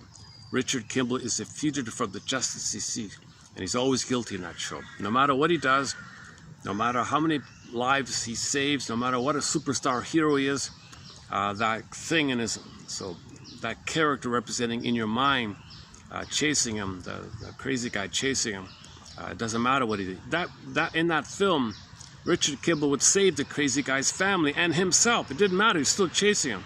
So that's how unreasonable the unconscious conscious is. That's why it's a metaphor. The fugitive is a metaphor for this kind of thing. In a normal justice system, the guy would say, "Oh, let's reevaluate here. It seems like you're not guilty." But in the unconscious, there's no such thing. In the unconscious says, "Did you save the mother? Did you cure the mother? Did you fix the mother? No, you're guilty." Oh, come on. How is the baby supposed? No, did you save the mother? That's how unreasonable it is. No baby can save the mother, but the mother wanted the baby to save her. No baby can do it, so he's always guilty. He's always guilty. Okay? That's the idea of the child feeling never-ending guilt, never-ending guilt, because he couldn't cure the mother, heal the mother, fix the mother, because the mother wanted to be healed. The mother wanted that her mother would have loved her, to have put her in a place where she was. Then she would have been able to love the baby. The mother didn't have that. Turns to the baby to fix it. Baby can't fix it. Baby feels guilty. And that memory is always attacking him. Did you save the mother? No. Guilty. Save the mother? No. Guilty. Okay, this kind of thing. Go to the Twilight Zone Shadow Play, the revised one. And finally the guy speaks up. Well, excuse me, what am I guilty of? Am I really guilty? Could you specify what am I guilty of? So he's trying to speak up for himself on that one. Oops, hold on a sec. What's going on here? My chair's something's going on here. Hold on. Is this moving up here?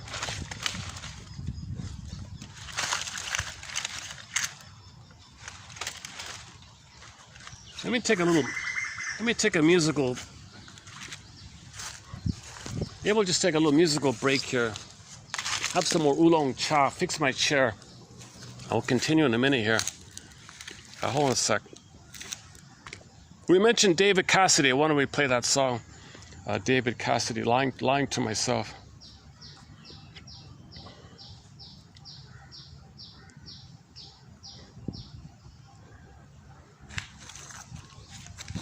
Okay, what about here?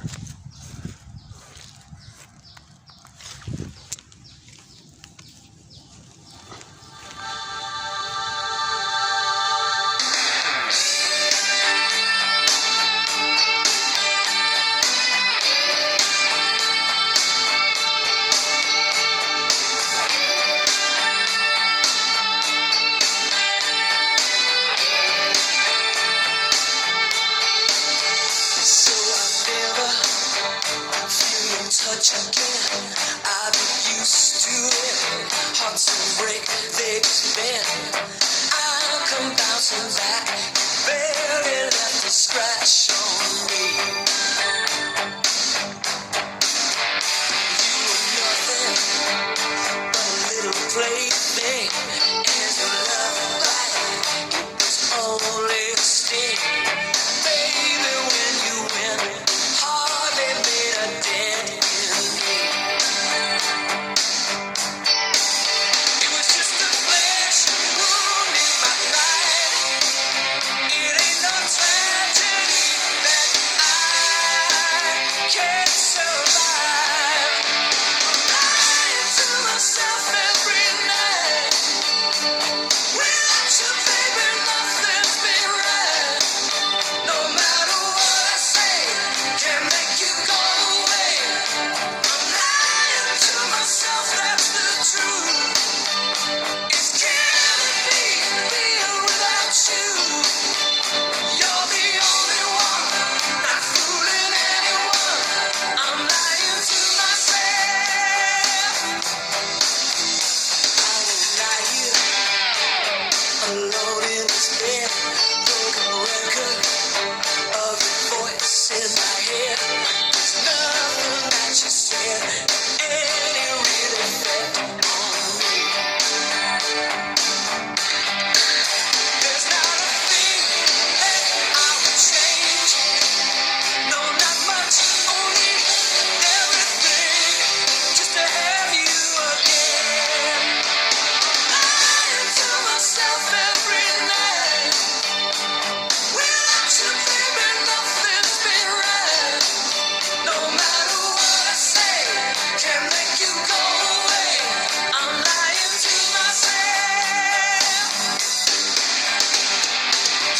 I can't deny it anymore.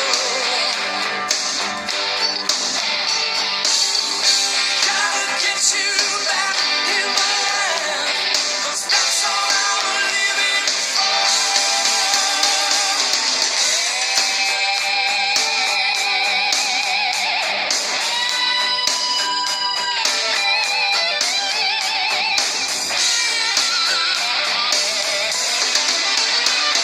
Lying to myself every night. Without you, baby, nothing's been right. No matter what I say, can't make you go away. I'm lying to myself, and I'm lying to myself.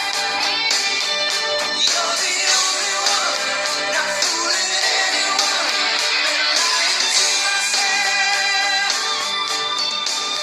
Keep lying to myself.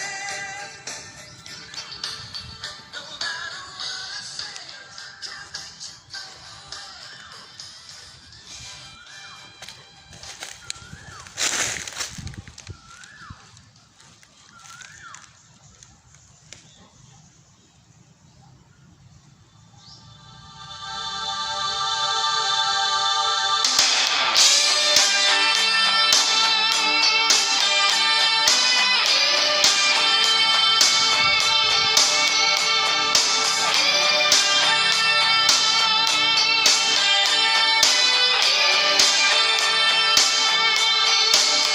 So I'll never feel your touch again.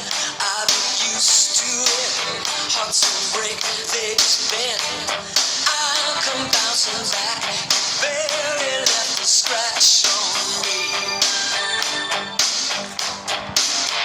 You were nothing but a little plaything. And your love light, it was only a sting. Baby, when you went, hardly made a dent in me. It was just a flesh wound in my pride. It ain't no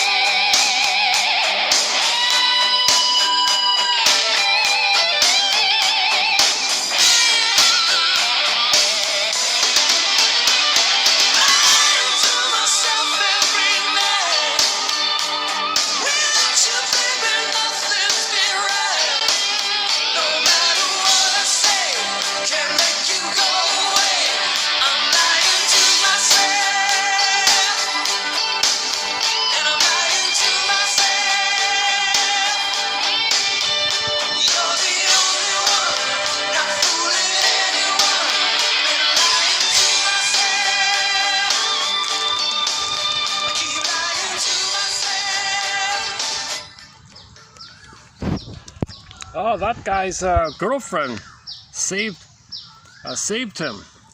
When I was at the other side there, some kids, the guy was moving towards my bag here. I can't believe it. And then the girl's saying, no, I'm filming. I could, if he grabbed something, I could have filmed him. Silly, stupid kid. The girl was saying, no, the guy's right there. He ignored her. He was hoping to get my bag. It's so quick, eh? Unbelievable. That's the second or third time I stepped away from my bag and I looked. Oh my God, somebody's already eyeing it, right? Just, you know, I don't know, middle school kids or something. But he's got a good friend. She saved him. No, don't do. But you know, he was ignoring her. He was saying, no. He's stepping closer to closer, and the girl's seeing me approaching, and he's still approaching my bag, and the girl's like sort of stunned in the middle, like kind of thing. Maybe he wanted to impress her. I don't know. She saw the concerned look. I could see her concerned look. Gee, I hope he doesn't. So I intervened a little bit. I moved forward quickly to interrupt them and cut her off, so there's no problem like that. So I kind of hurried up a little bit.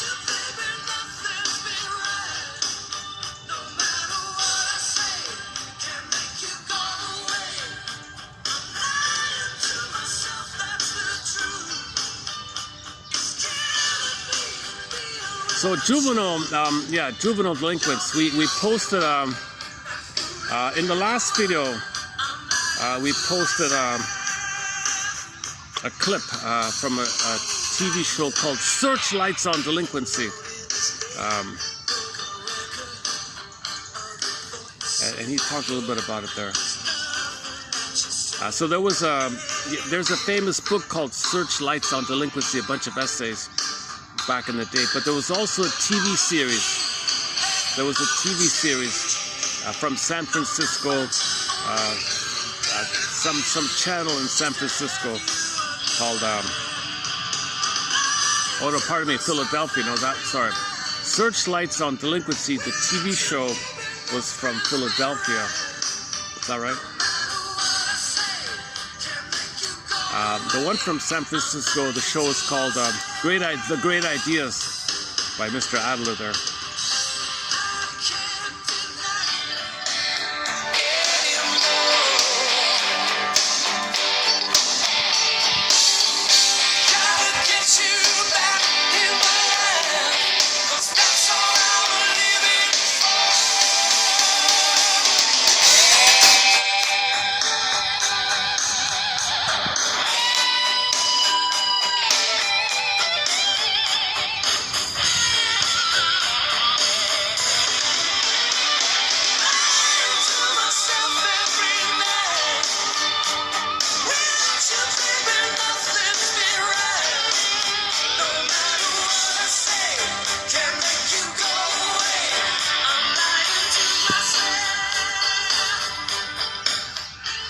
So that kind of thing, we don't really have many quotes, but it's a sense of entitlement.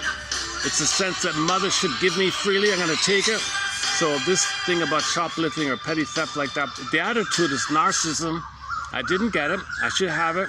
Symbolic goods, material, give it to me. My mother, so symbolic mother, give it to me. I want it. Mother didn't give it to me. She didn't hold me, didn't nurse me, didn't soothe me. So the person, I'm going to guess that teenager kid there, doesn't have the internalized good mother in the mind. Otherwise, he wouldn't even think about it. Because he has a positive attitude, he's loved. He doesn't need symbolic mother. He's got mother. He wants to rob things, thinking somebody's bag could be symbolic mother. It's not going to work. He might spend his whole life in this kind of mode like that. So hopefully it's just a phase. He'll grow out of it or something. We don't know. Or is it set in? We don't know like that. So there's a debate about this. Can you identify if it's set in the teenager time, or is it just a little confusion at adolescent phase like that? Okay, yeah, David Cassidy. All right, lying to myself. To my surprise, this song I can play. Doesn't get the copyright problem isn't there with it. Where are we here?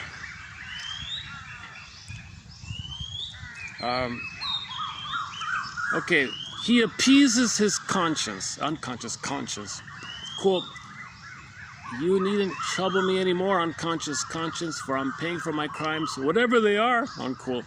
This is the essence of what Berger called psychic masochism, the major component of every neurotic condition.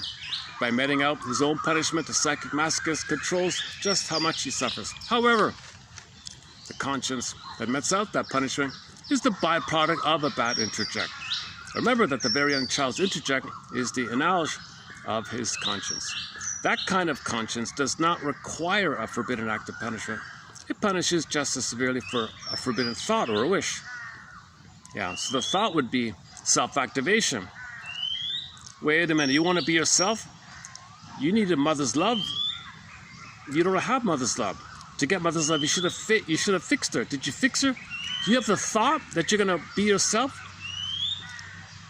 You first were supposed to save the mother so she'd be able to afford you a developmental process so you can self-activate. So it's going to criticize you. Did you save the mother? No. Self-activation? Did you save the mother? No. And sometimes that Berger says, what the unconscious conscious does is, I add a little thing here, is sometimes children compensate the fantasy of perfection. So the superego, unconscious conscious says, oh, you want to self-activate. That ego ideal that you have, are you it? Are you the greatest this or that or this or that? Are you it? No. Guilty. It's just a variation of the same thing. So the superego uses the ego ideal as a weapon of approach to the poor soul. Okay, so you compensate with fantasies. I'm going to be the perfect this. I'm going to be the greatest this. I'm going to be the greatest that. Are you? No. Okay. That's why some people want like the other person to be perfect like that. If the other person is seen as so special or something, you might be able to keep your thing at bay for a while because you feel special by idolizing someone who's maybe seen as ideal or something. That's why people are drawn to very famous, attractive people or something like that. To placate temporarily the inner critic. See, unconscious conscious, I might not be perfect, but I'm with somebody who's perfect. The unconscious goes, oh, okay.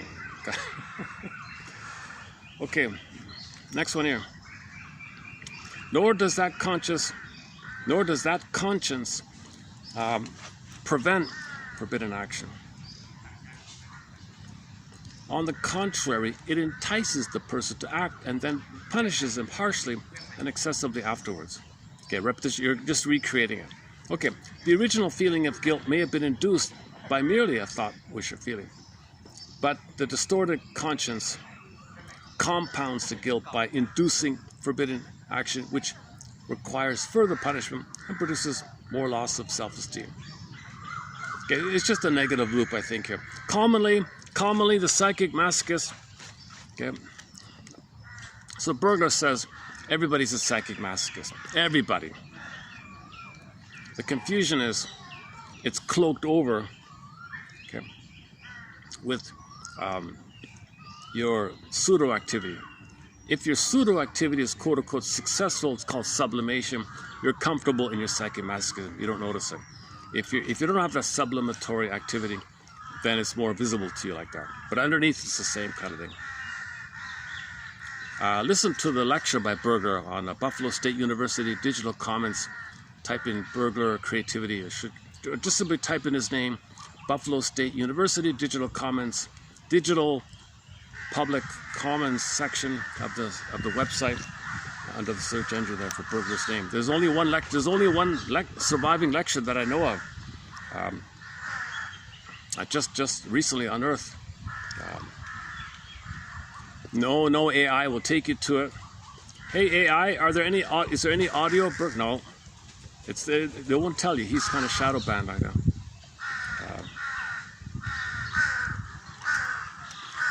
You type in AO. Tell me about Berger. Oh yeah, outdated. He's long forgotten. Forget about him. Wow. Oh my God.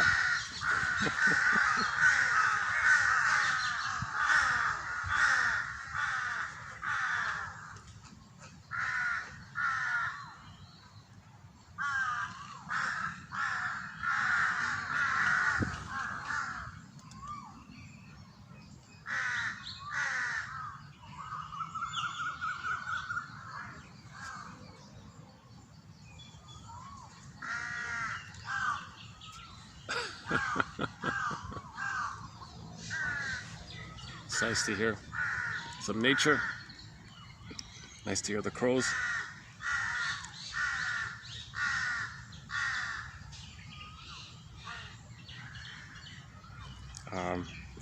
My only one crow kind of personal anecdote is how several years ago I was in a little old cottage, and strangely one morning the crows were banging on the side to where I was sleeping, kind of thing. It's strange. They never did that before, like banging on the window, but I had it blocked. What the hell? Why are the crows like pecking at the window? Like what? I don't get it. So I woke up and discovered that what they wanted was, they wanted me to free one of their buddies who flew down the chimney flume to the basement, got trapped in the basement, couldn't get out, couldn't fly back up, and couldn't fly out.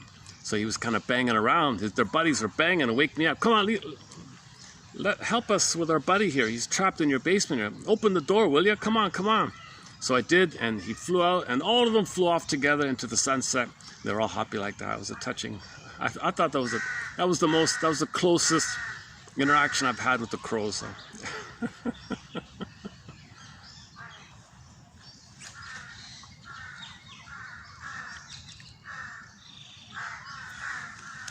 Again, hold on, what's happening?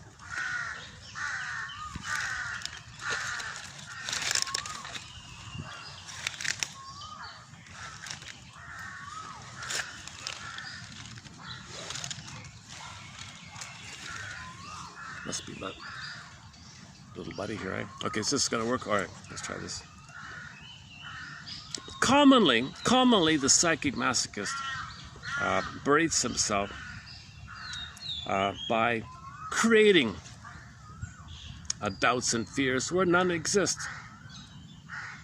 He worries unnecessarily about trivia or situations over which he has no personal control, merely for the sake of worrying. He contrives to keep himself, for example, from having a good rest. Through his speech and action, he brings about more self-punishment by inadvertently, quote-unquote, provoking other people to be against him. So he misuses situations. There's a situation, he'll misuse it and twist it, provoke someone to disappoint him. Poor me, he suffers. But he's active doing this. Instead of being a passive victim, he creates it. So originally he was passive. Now he's going to create it. I'm active. I did it. That's the only compensation he has. Some kind of pride that he controls it by doing it. So he's doing it in advance, so he knows what to expect. He salvages a crumb of pride. If he's going to create his self-defeat, mother defeated me. Well, I'll defeat myself. That's what it means. So he misuses the situation in this kind of manner.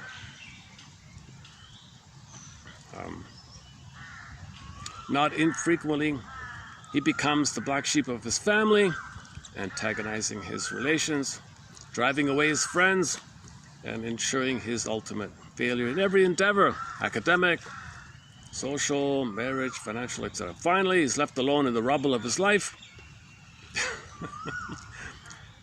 Left alone in the rubble of his life. He complains bitterly, but no one likes him or wants to help him, and that the world is cruel.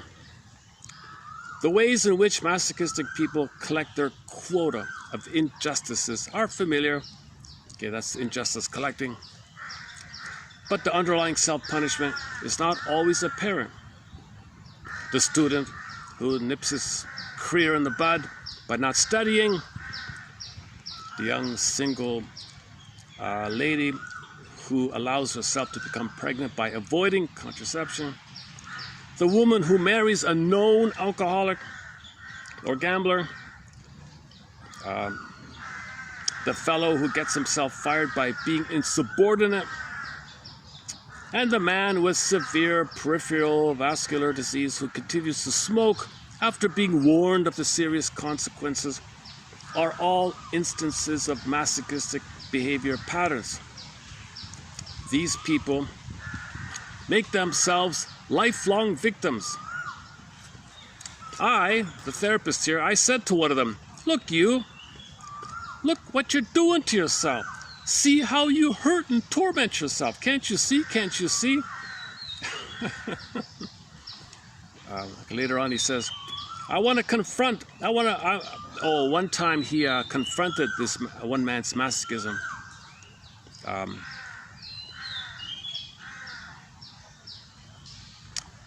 You confront his masochism.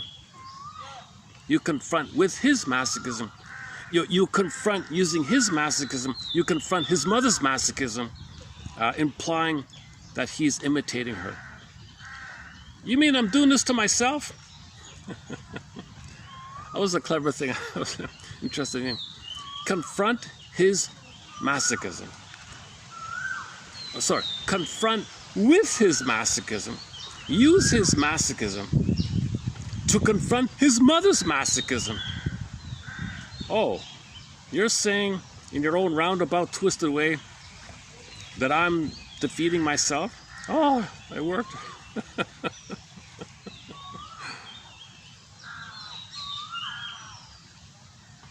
Yeah, very few people talk about the burglarian approach. This is one example here.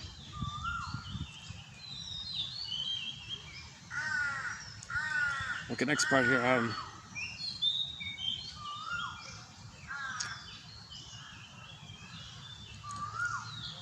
Okay, a client enters treatment with a complex self-putative reaction to a conflict that is a reenactment of a childhood conflict. Because of the repetition compulsion or conditioning, okay, a little debate about the difference between Pavlovian classical conditioning and repetition compulsion. They're different, but they do have a lot in common. It's not as simple. Repetition compulsion is more complex than simple, ring the bell and, but, okay. The client behaves towards the counselor as he had toward other people related to this conflict in his past. The consolation of feelings by a client toward his counselor based upon his past experiences rather than on the actual current relationship is called a transference or transference neurosis. Okay, so you recreate in the present what happened in the past. That's called transference or transfer, or if you're really swept up in it, it's called a transference neurosis. If you're really like crazy about it, they call it a transference psychosis. That's kind of rare like that. So it's usually just simple transference. But if it's really emotional, no, you're really rejecting me like my father. No, I'm not your father. But you feel so strongly as if you're feeling the same thing how your mother rejected you. That person, or that person just reminded you. If you can be aware of it, it's called transference. If you can't be aware of it, it's called transference neurosis. That's okay. Okay, here's the cartoon one. Okay, the area where most research is needed. The area where most research is needed is in the introjection of conscience. So this whole area of your inner critic. What do you say to yourself? Things like that. There lies the key to the cure of emotional illness. The ancient Greek view was expressed by Polybius in the 2nd century BC. Quote, there is no witness so dreadful, no accuser so terrible as the conscience that dwells in the heart of every man. It's the inner critic. So people knew about the inner critic back then. In our time, today, for us, 2,000 years later, for us, we've got the cartoon, the Pogo cartoon. We have met the critic, and they are us. We have met the problem, and it's us, basically. Shrinks, as a general rule, underestimate what is tolerable for a client. Clients' egos are much more resilient than most shrinks give them credit for. If shrinks would come down from their ivory towers, they would also find that clients, even with only average intelligence, let's say high school, can understand complex ideas when they are not made abstract or abstruse by jargon. A man does not have to have a superior intelligence or a college education to comprehend that he has made himself a lifelong victim of his guilty conscience. And he can accept almost any wish or need when it is presented as a conflict attended by guilt. Quote, "You must be very upset that you want to injure your brother in a fit of jealousy." He can handle that. You can say that to somebody. But don't say, "Oh, you hate your brother." Okay, now you're criticizing him. Doesn't work. Likewise, you can say to somebody, "You must feel very badly that the person you've come to for help seems so inept." You can say that to the person, rather than saying, "Oh, you think I'm an idiot, don't you?" That's not going to work. So the Shrigs talk in this kind of more empathic way, right? Avoiding labels. You must be very upset that you want to injure your brother in a fit of jealousy. Yeah, I guess so. Versus, "Oh, you hate your brother, don't you? You're criticizing me?" So it doesn't work, right? Or the client thinks the counselor's inept. "You must feel disappointed that the person you've come to for help seems so inept." Yeah, that's true. Right? "Oh, you think I'm an idiot, don't you? You think I'm incompetent, don't you?" Well, the labels block communication, right? What should emerge? In conclusion, what should emerge in therapy is the client's dignity. His dignity and his uniqueness as an individual, separate from his counselor, but equal as a human being. Person to person. You want to get to person relationship. He wants to feel respected as a person. He's got 10 PhDs, he's got high school, it doesn't matter. If it's a person-to-person feeling, a lot of good has come out. Okay, last one here.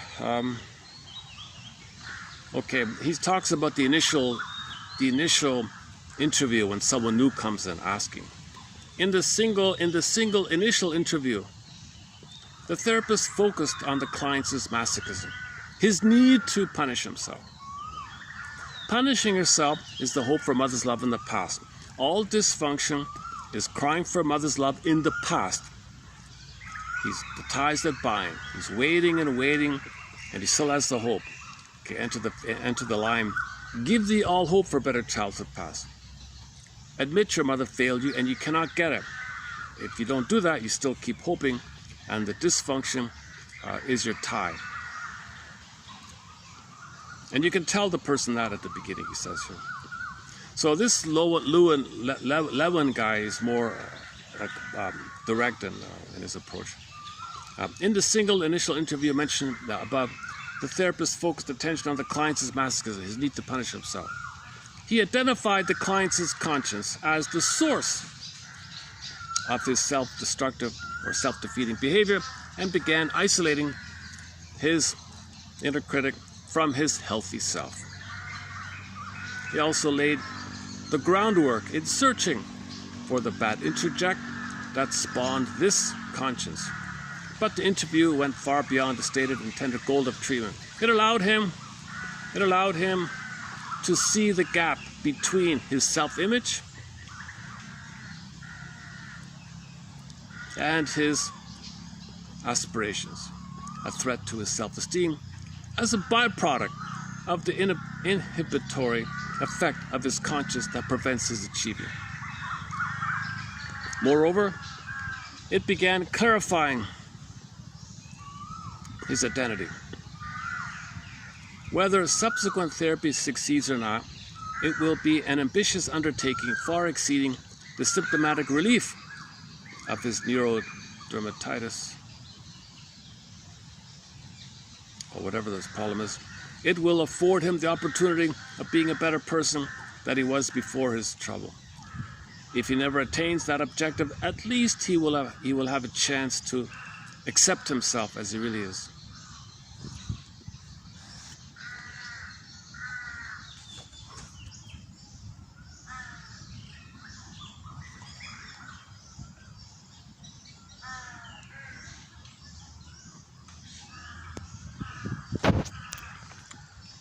What's the time here? Let's see. Let me check the battery. 4 o'clock, 40%.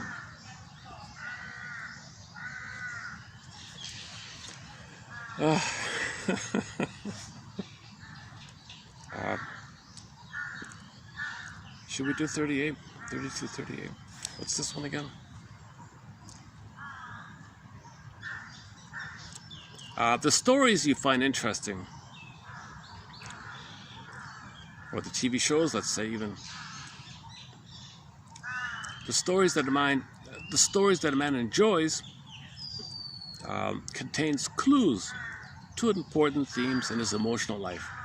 So if you read a story or fairy tale, what part grabbed you? That's a link to something important to you.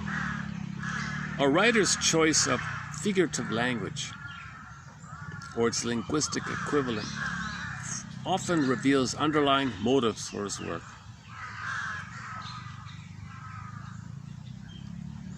You know, some of these authors, they do have an intense kind of harsh jargon and metaphors. It's hard to read them because they got their anger coming out by their choice of metaphors, choice of figurative language, right? So they're writing to feel better about themselves as well, right?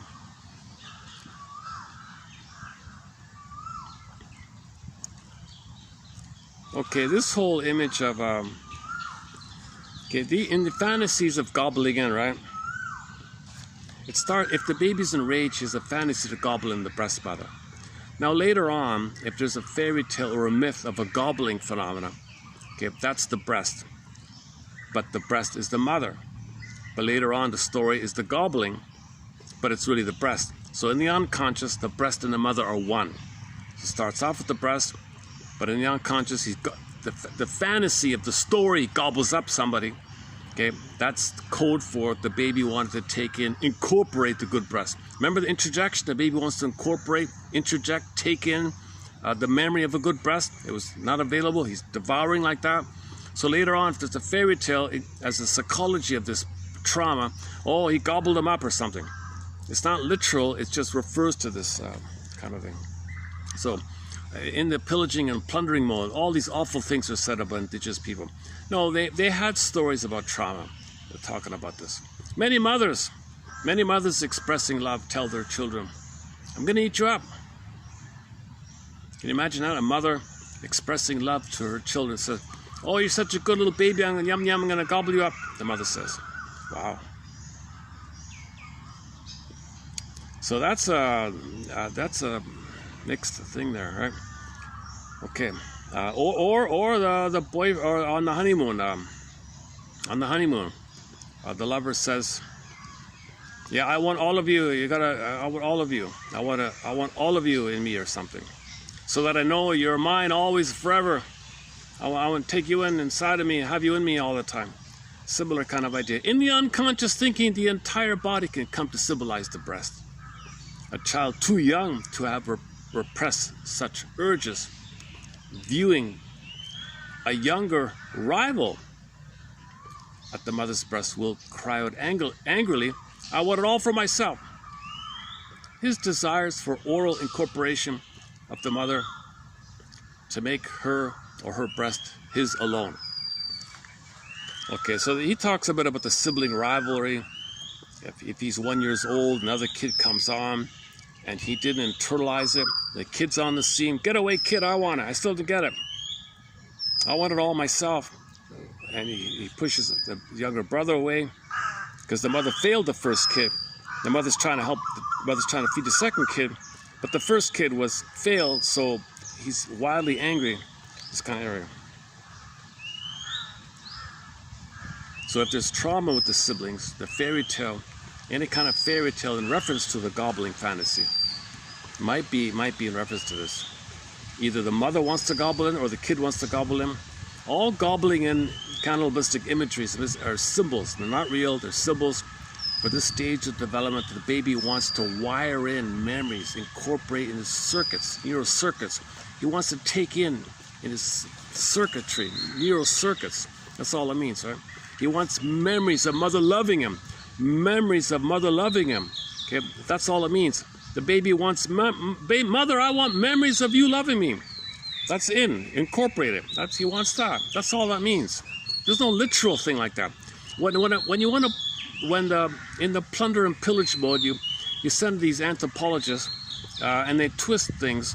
They misunderstand the fairy tales. There's no analytic interpretation of the tales, and they report back their stories. They talk like this, you know. Really? Oh, they're no good. So we justified to plunder the place.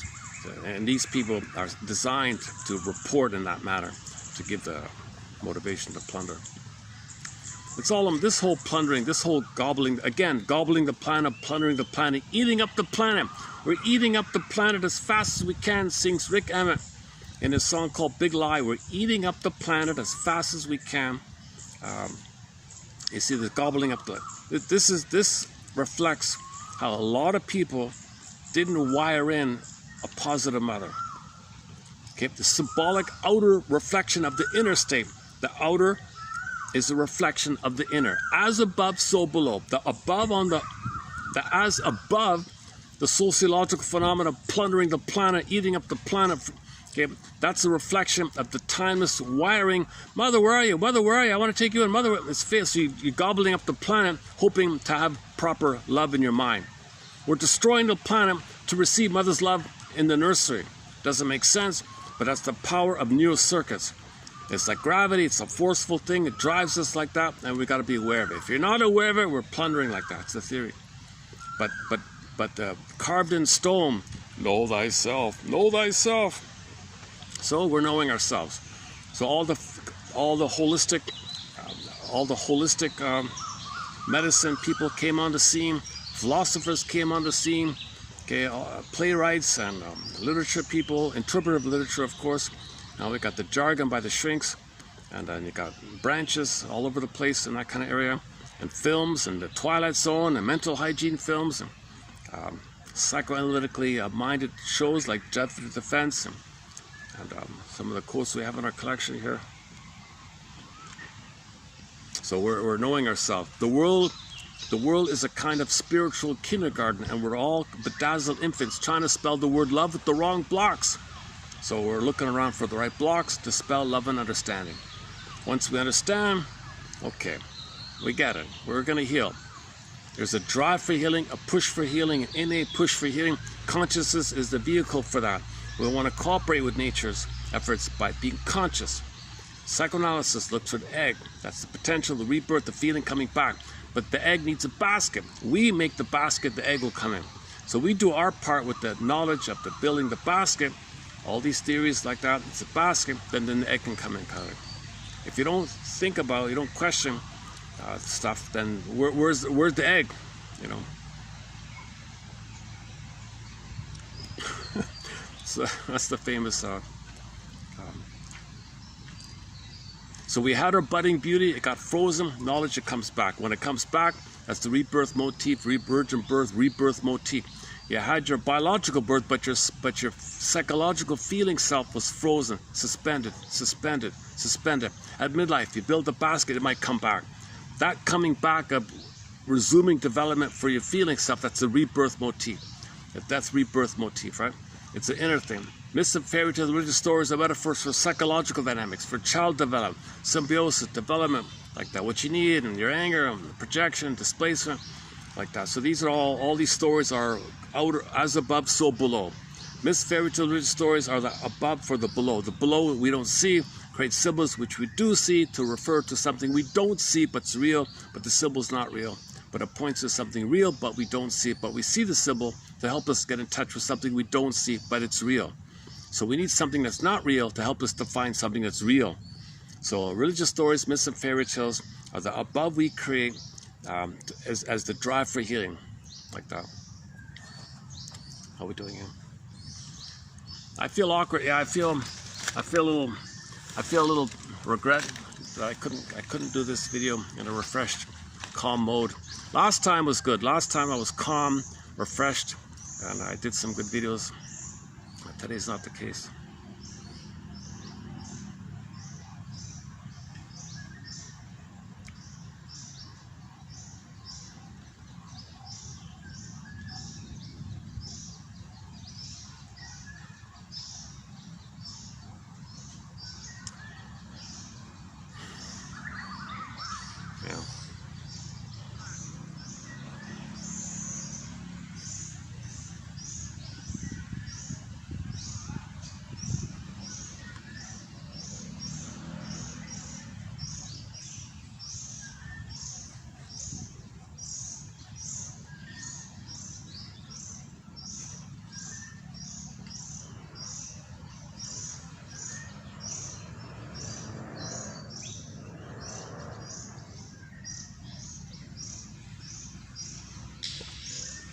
Yeah, here's another one with the Jocasta mother.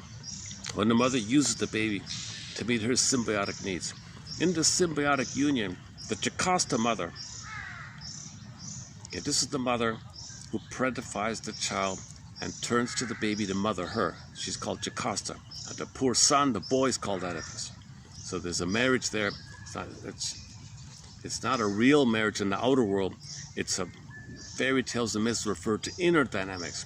The marriage between the boy and the mother means the fusion is still there, caused by the mother using the child. The child didn't get love to leave her, so they're married like that, and the father's not around. In this symbiotic union, the Jocasta, sometimes called clinging, demanding, or passionate mother. If you want to be polite about it, you can call it the passionate mother. Oh boy. But that's maybe the most euphemistic way of saying it. In the symbiotic union, the Jocasta mother needs the infant to be an extension of her, a part of her. Not allowing the baby to use the mother as a part of him. She flips it, one of life's little switches. She communicates to the child that she cannot tolerate his feelings, only when his feelings represent her feelings. In the molding process of symbiosis, the baby's moods are shaped to be consonant with hers. Baby, you be one with me. I'm not one with you. Mothers are meant to function as a self-object, a symbiotic object for the baby, not the other way around. That's the Jocasta one.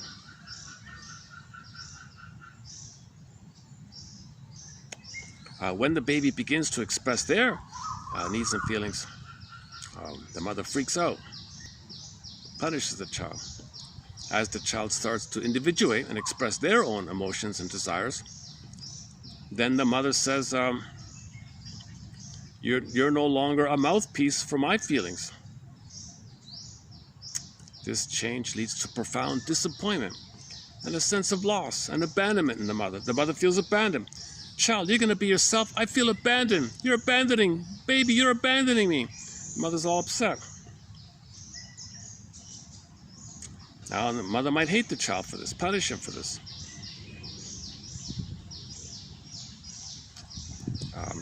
You betray me, baby. Mother's treating the baby like a mother. Mother, you betray me. Baby says, Mother, I'm not your mother. How can I do that?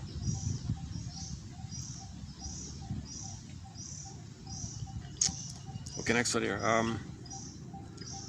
Okay, this guy here, I don't even know who the Ani are, but some indigenous group called the Ani. So here's another example of these anthropologists really just spies and plunderers and all that. But he made one comment here I thought I'd include here. The Ani, so some indigenous mother creates the symbiosis in a positive way, in a normal way. But from his perspective, he doesn't get it. So that's the irony of it all. On the one hand, it's very, very kind, and there's a rhythm of safety and a rhythm of bliss, very intimate and sensitive, and there's a warm body contact, skin to skin, warm skin to skin, touches, tenderness, and the communication in the body of the child, and the communication in the body of the mother, skin to skin, bridge between the two, back and forth, rhythm of safety. It's rhythmic and it flows. Let's do the commotion, locomotion, rhythmic between the baby and the mother, the symbiotic, back and forth like that. So mothers are very attuned to be able to do this in most cases. Where is it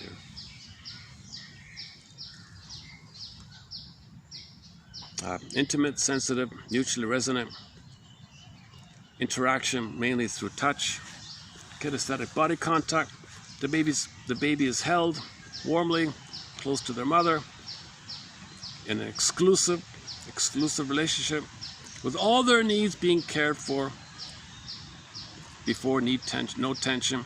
So mother picks up the signals and she's attuned, she's trained. Okay. She is very deft. She's very very skillful. Highly perfected instrument for the satisfaction of the infant's instinctual desires. The mother is very attuned. It's called in other words, attunement. She's very attuned. She picks up the signals. They're on the same page, kind of thing. Now here's where they're confused. They don't see the face-to-face, the eye-to-eye contact. There's an absence of resonant interactive vocalizations, and eye-to-eye contact between the baby and the mother. That in our culture, we think is so critical, so important.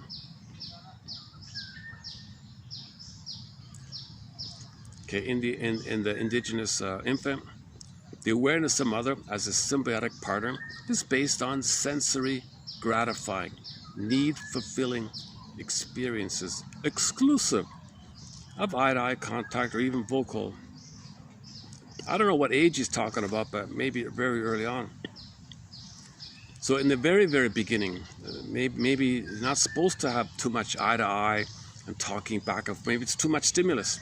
Maybe it's wrong to do too much eye-to-eye with the baby and talking back and forth. Maybe he's overwhelmed. Maybe the indigenous way have it right. No. Treat him like he's still in the womb. Let him feel like he's still in a cocoon. Hold him warmly. Don't overstimulate him. Just hold him warmly for the first 4 to 5 months. And then after 4 to 5 months, you can have the eye contact bit by bit and the talking like that.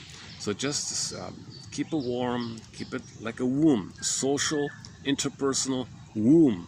A paradisical womb. Sensory womb. Like that. So the eye contact and the talking to the baby between birth and 4 to 5 months might be too much. He says from the Western point of view, you need that. But he's saying, wait a minute, they don't do that. And look how good the kids turned out. I mean, look how healthy they turned out.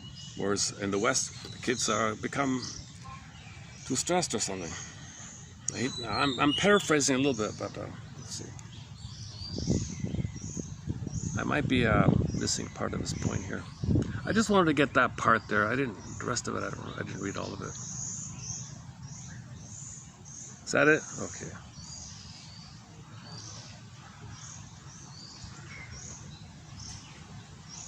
Oh, the Annie mother does as little as possible to make herself or the baby aware that they are not truly merged into one. Okay, so the mother makes it clear that they're one.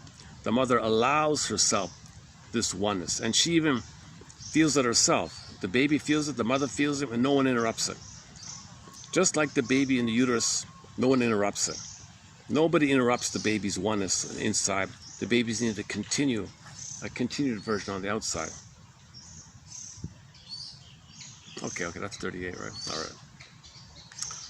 Let's leave it there. Okay, let me do the. Let me check the battery. How are we doing here? 30%. Let me dig up the battery for this thing. Hold on a second.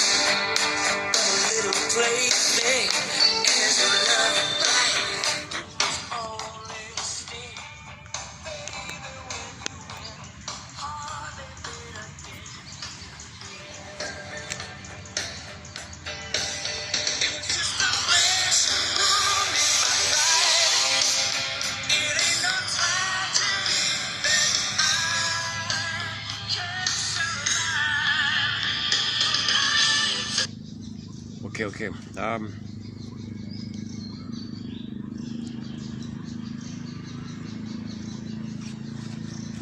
So what's the highlight here of today's video? Let's see. Let's focus on the highlight here. Interjection on 40. Let's see. 3240. So the thing that grabbed my attention was this whole topic on just this general discussion about interjection. Why do some babies end up with a holding interject, soothing interject, internalized good object? Okay, so he can be alone because he's never alone. Mother's with him. That's failed. His anger fills him. He's terrified he can't be alone because he's alone with his terror machine inside. I mean his anger. He's alone with his own anger attacking himself. He doesn't want to be alone with that. Too painful. Distract. I can't be alone. Distract.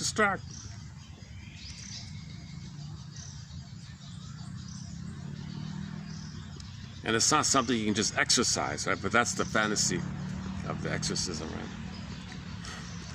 In fact, this attitude might increase it, because you're not acknowledging the positive intention that you criticizing yourself is something your unconscious wants, because if you didn't do it, something worse would happen.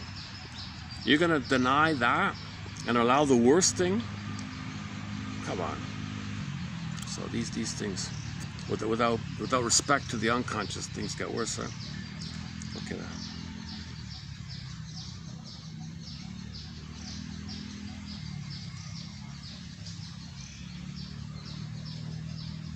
Okay, and the whole idea about the fantasies, the fantasy kind of area, things exaggerate. That was 40, right? And then 39, what was 39 again? 39 from the same author was, psychic masochism. Yeah, okay. Oh, that's what I liked, yeah. I liked his discussion partly on Edmund Burglar's theory about psychic masochism.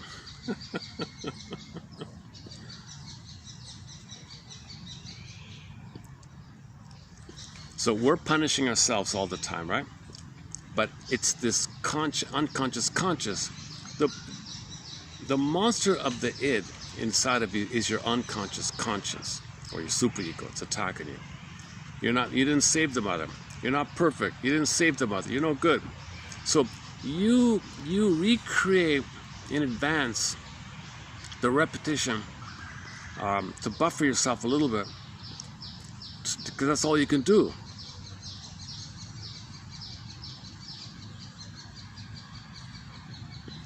It's a fiery thing. Before you were passive, now you're active. Now this is all cloaked over with your focus on the red herring, that one day, if I'm dysfunctional, I'll change it. That's why you got to face this psychic masochism. So this quote-unquote, in ancient times, it's this little thing in your mind, this little devil in your mind. I got to get it out of there. How do we get it out? So it's not a physical thing like that. Okay, so check out the work of Edmund Burglar.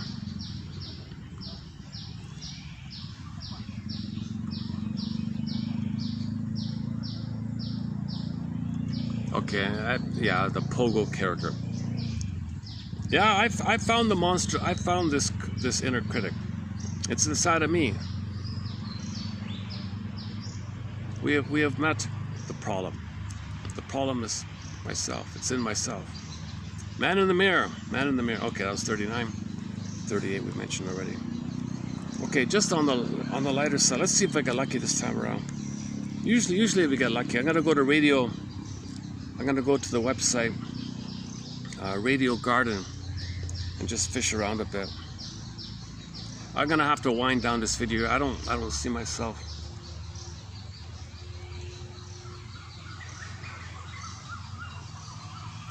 You know what I did? I drank like too much oolong tea. I think I overdid it. I think I drank more caffeine by drinking like a 1.5 liters of iced oolong tea, right? That turns out to be stronger than just like one little coffee, I'm realizing. because I have this sluggish after effect when I take too much caffeine. So I realized, that's what I said before, I should have just taken a coffee. So I'm trying to figure out how much caffeine is in this oolong tea, oolong cha. I love it, it's great. Last time was nice. I just had the one little one, right? Today I had the large, the jumbo one. Okay, lesson learned, huh? So if you're gonna switch to, if you're gonna cut down on caffeine, take note that oolong tea still has a fair bit of caffeine in it.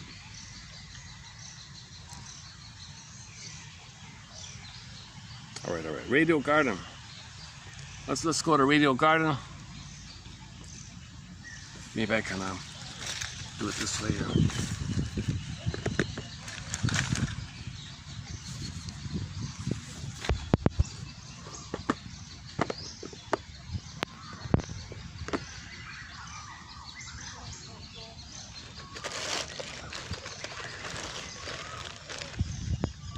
Never mind. All right. Radio Garden.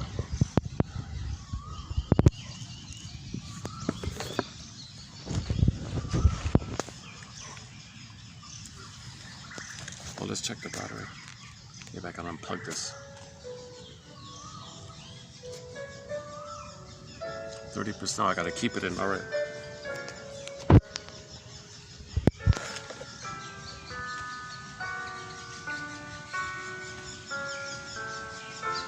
Yeah, this is a great channel from the city of Lubumbashi, from the Democratic Republic of the Congo, the second largest city in the Congo. They play a lot of good classical, Baroque, pan flute, Zamfir. They played Zamfir once with the pan flute. A lot of classical. Today we're missing it here. But you can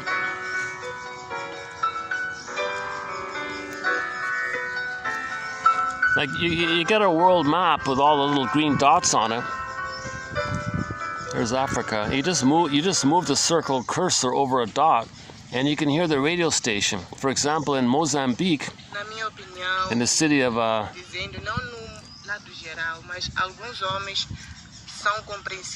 okay, South Africa. What about here? Okay, let's go up. Why don't we go up here? Sudan. All right, Sudan. Atbara. What's here?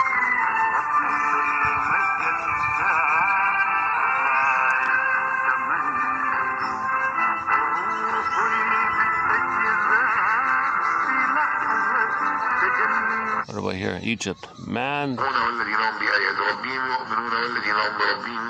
What about Cairo? Cairo. All right, Cairo.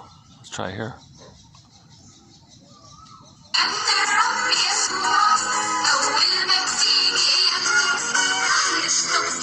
And they got 14 channels, so we can just keep. You just press the forward. You can change it. It's got.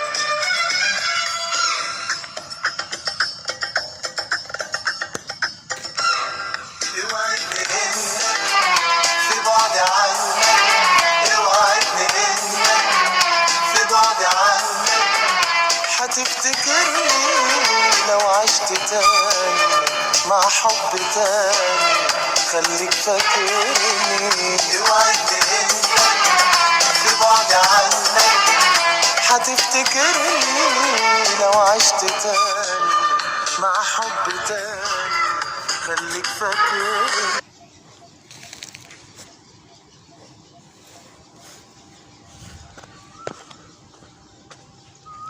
الكلام او انا في موقف موتر فعايزه اقول الكلام باحسن.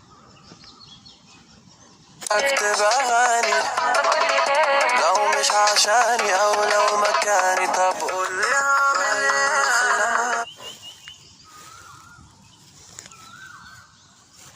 بالنسبه للسكريات اقل حاجه حوالي 500 جرام الى كيلو على الطن. اما Oh, Cairo. بلاش نضيع ذكرى حلوة في قلبنا.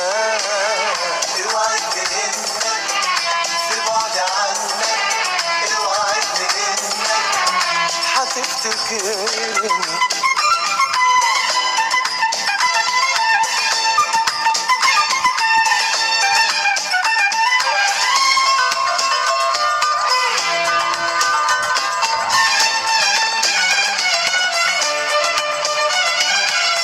أيام يا عمري في العمر فاتوا وكل واحد.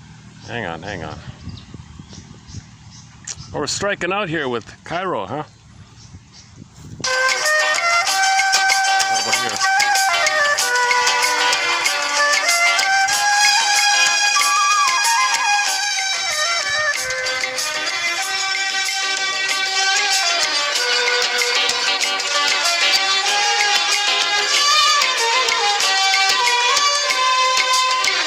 يا ريت بتعرف شو بحبها وشو عم بتعذب بحبها يا قلبي. اعمل ايه انا حبك انا وتسيب وفي قلبها بسيط.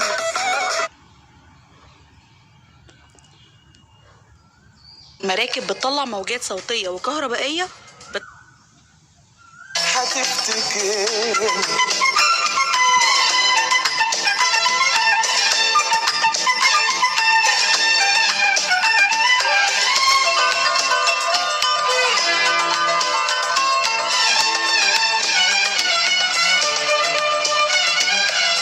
احنا اتفقنا على البعد واحنا. All right, let's try another time.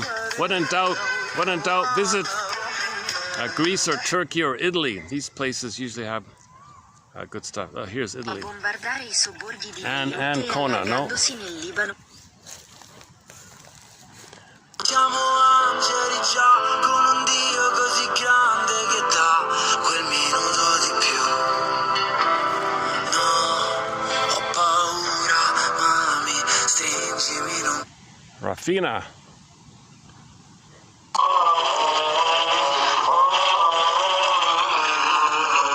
Oh, we're striking out today here. What's going on here?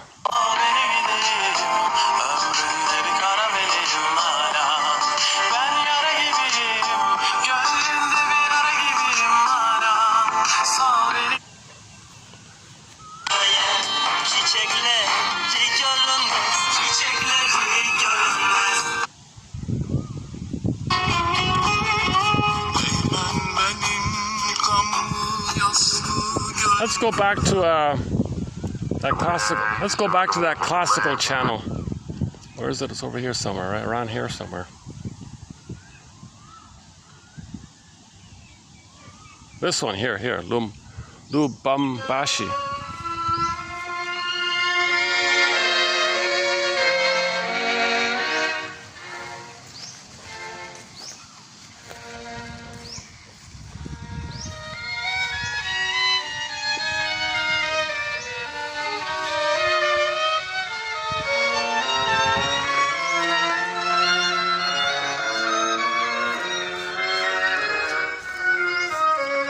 Okay, let's go to Asia. Where's Asia?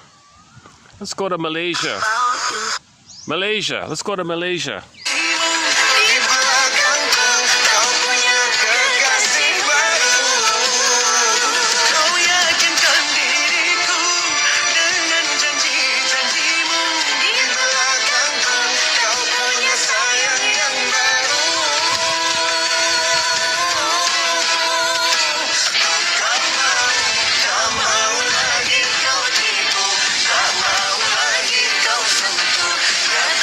Cintamu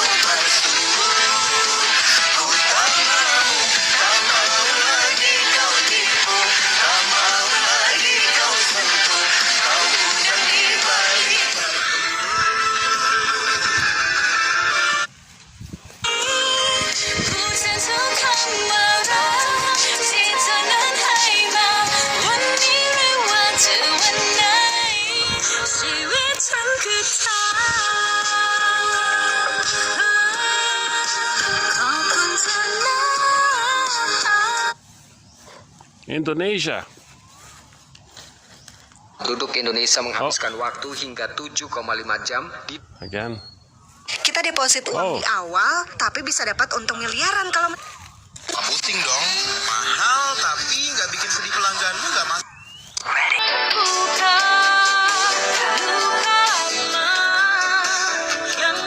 Wow.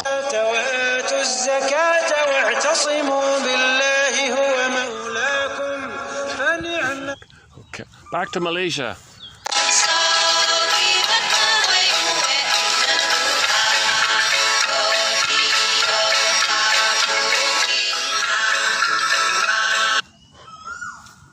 Demam darah, di mana-mana kemudahan yang menyediakan khidmat demam darah. ต้องรอเธออีกนานไหมถึงจะได้เจอกับรักที่เธอ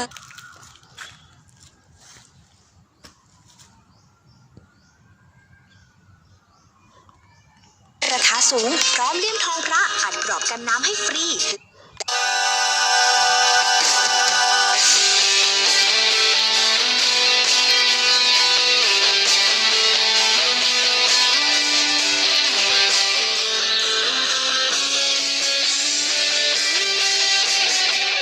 เหนื่อยไหมที่ต้องอ่อนโยนให้กับคนที่เธอไม่มีใจฉันทำให้เธอต้องวุ่นวายมานานเหลือเกิน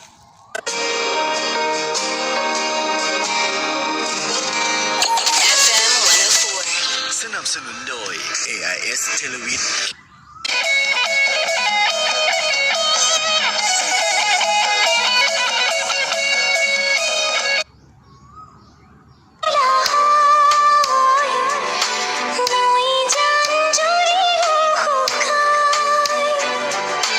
পৃথিবী যদি কোনা হয় নই জান জুড়িও শুকায় হব পারে এনে কথা জীবনে Okay, on this duet, I want to wrap it up here with this duet here from the city Gul Bahari. And see you in the next video. So number one, try to admit, that maybe things weren't as... and then give up hope for a better childhood past. That sets the stage up where you can allow yourself, you can give for yourself a new sense of okayness, knowing that had you been loved properly, you would have gone down the proper path toward a proper healthy structure. Now when you self-activate or be your own quarterback, you feel it's okay to do so because you no longer need to be loyal to the original template. The template was created in childhood. Now we can update it. Memory construct. Let's see if we can. Where are we here? Shantou. Where's that? Shantou. Let's see what's here. No. Okay, what's this one? Shenzhen. All right, Shenzhen. What's here? 马的蹄印， Oh, 琳达就紧紧地跟在他。 Nanning. 时候开始喜欢见黑，慢慢喜欢一个人睡，慢慢喜欢一个人睡。 Huang Tan.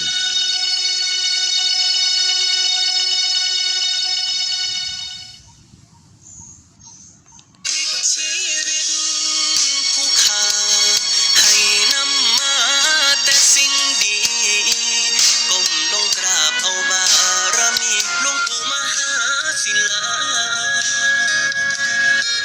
ต้องนำ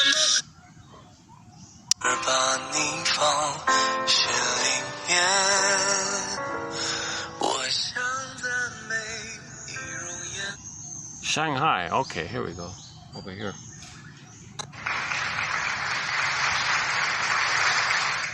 我们刚刚所听到的这一部作品，这是来自英国作曲家马尔科姆·阿诺德所写的铜管五重奏当中的第3乐章回旋曲啊，来自于斯德哥尔摩五室内铜管五重奏所带来的演绎啊。哦，这部作品真的听完以后很难忘，觉得一下子。美若天选的开语。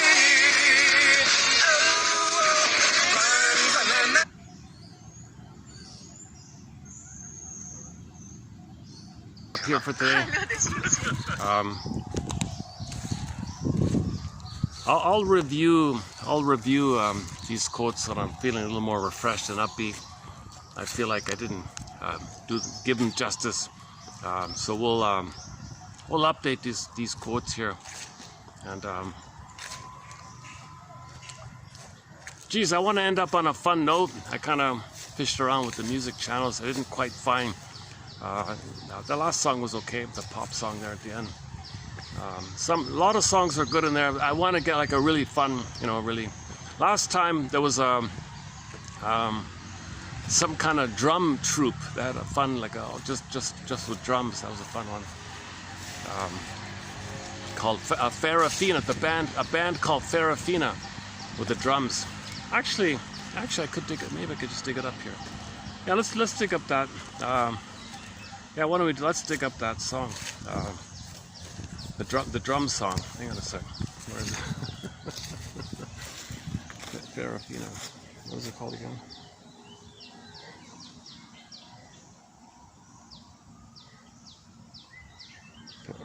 YouTube. Where are we here? First, go to YouTube.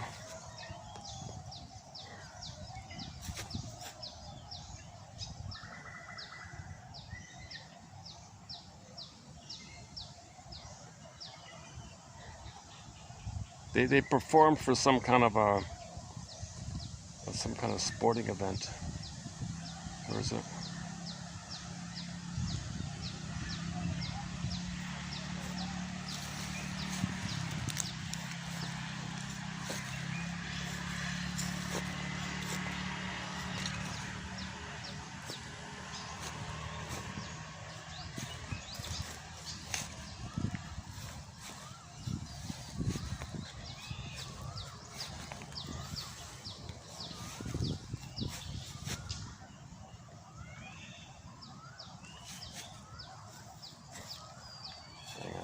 Where to go? Hang on a sec.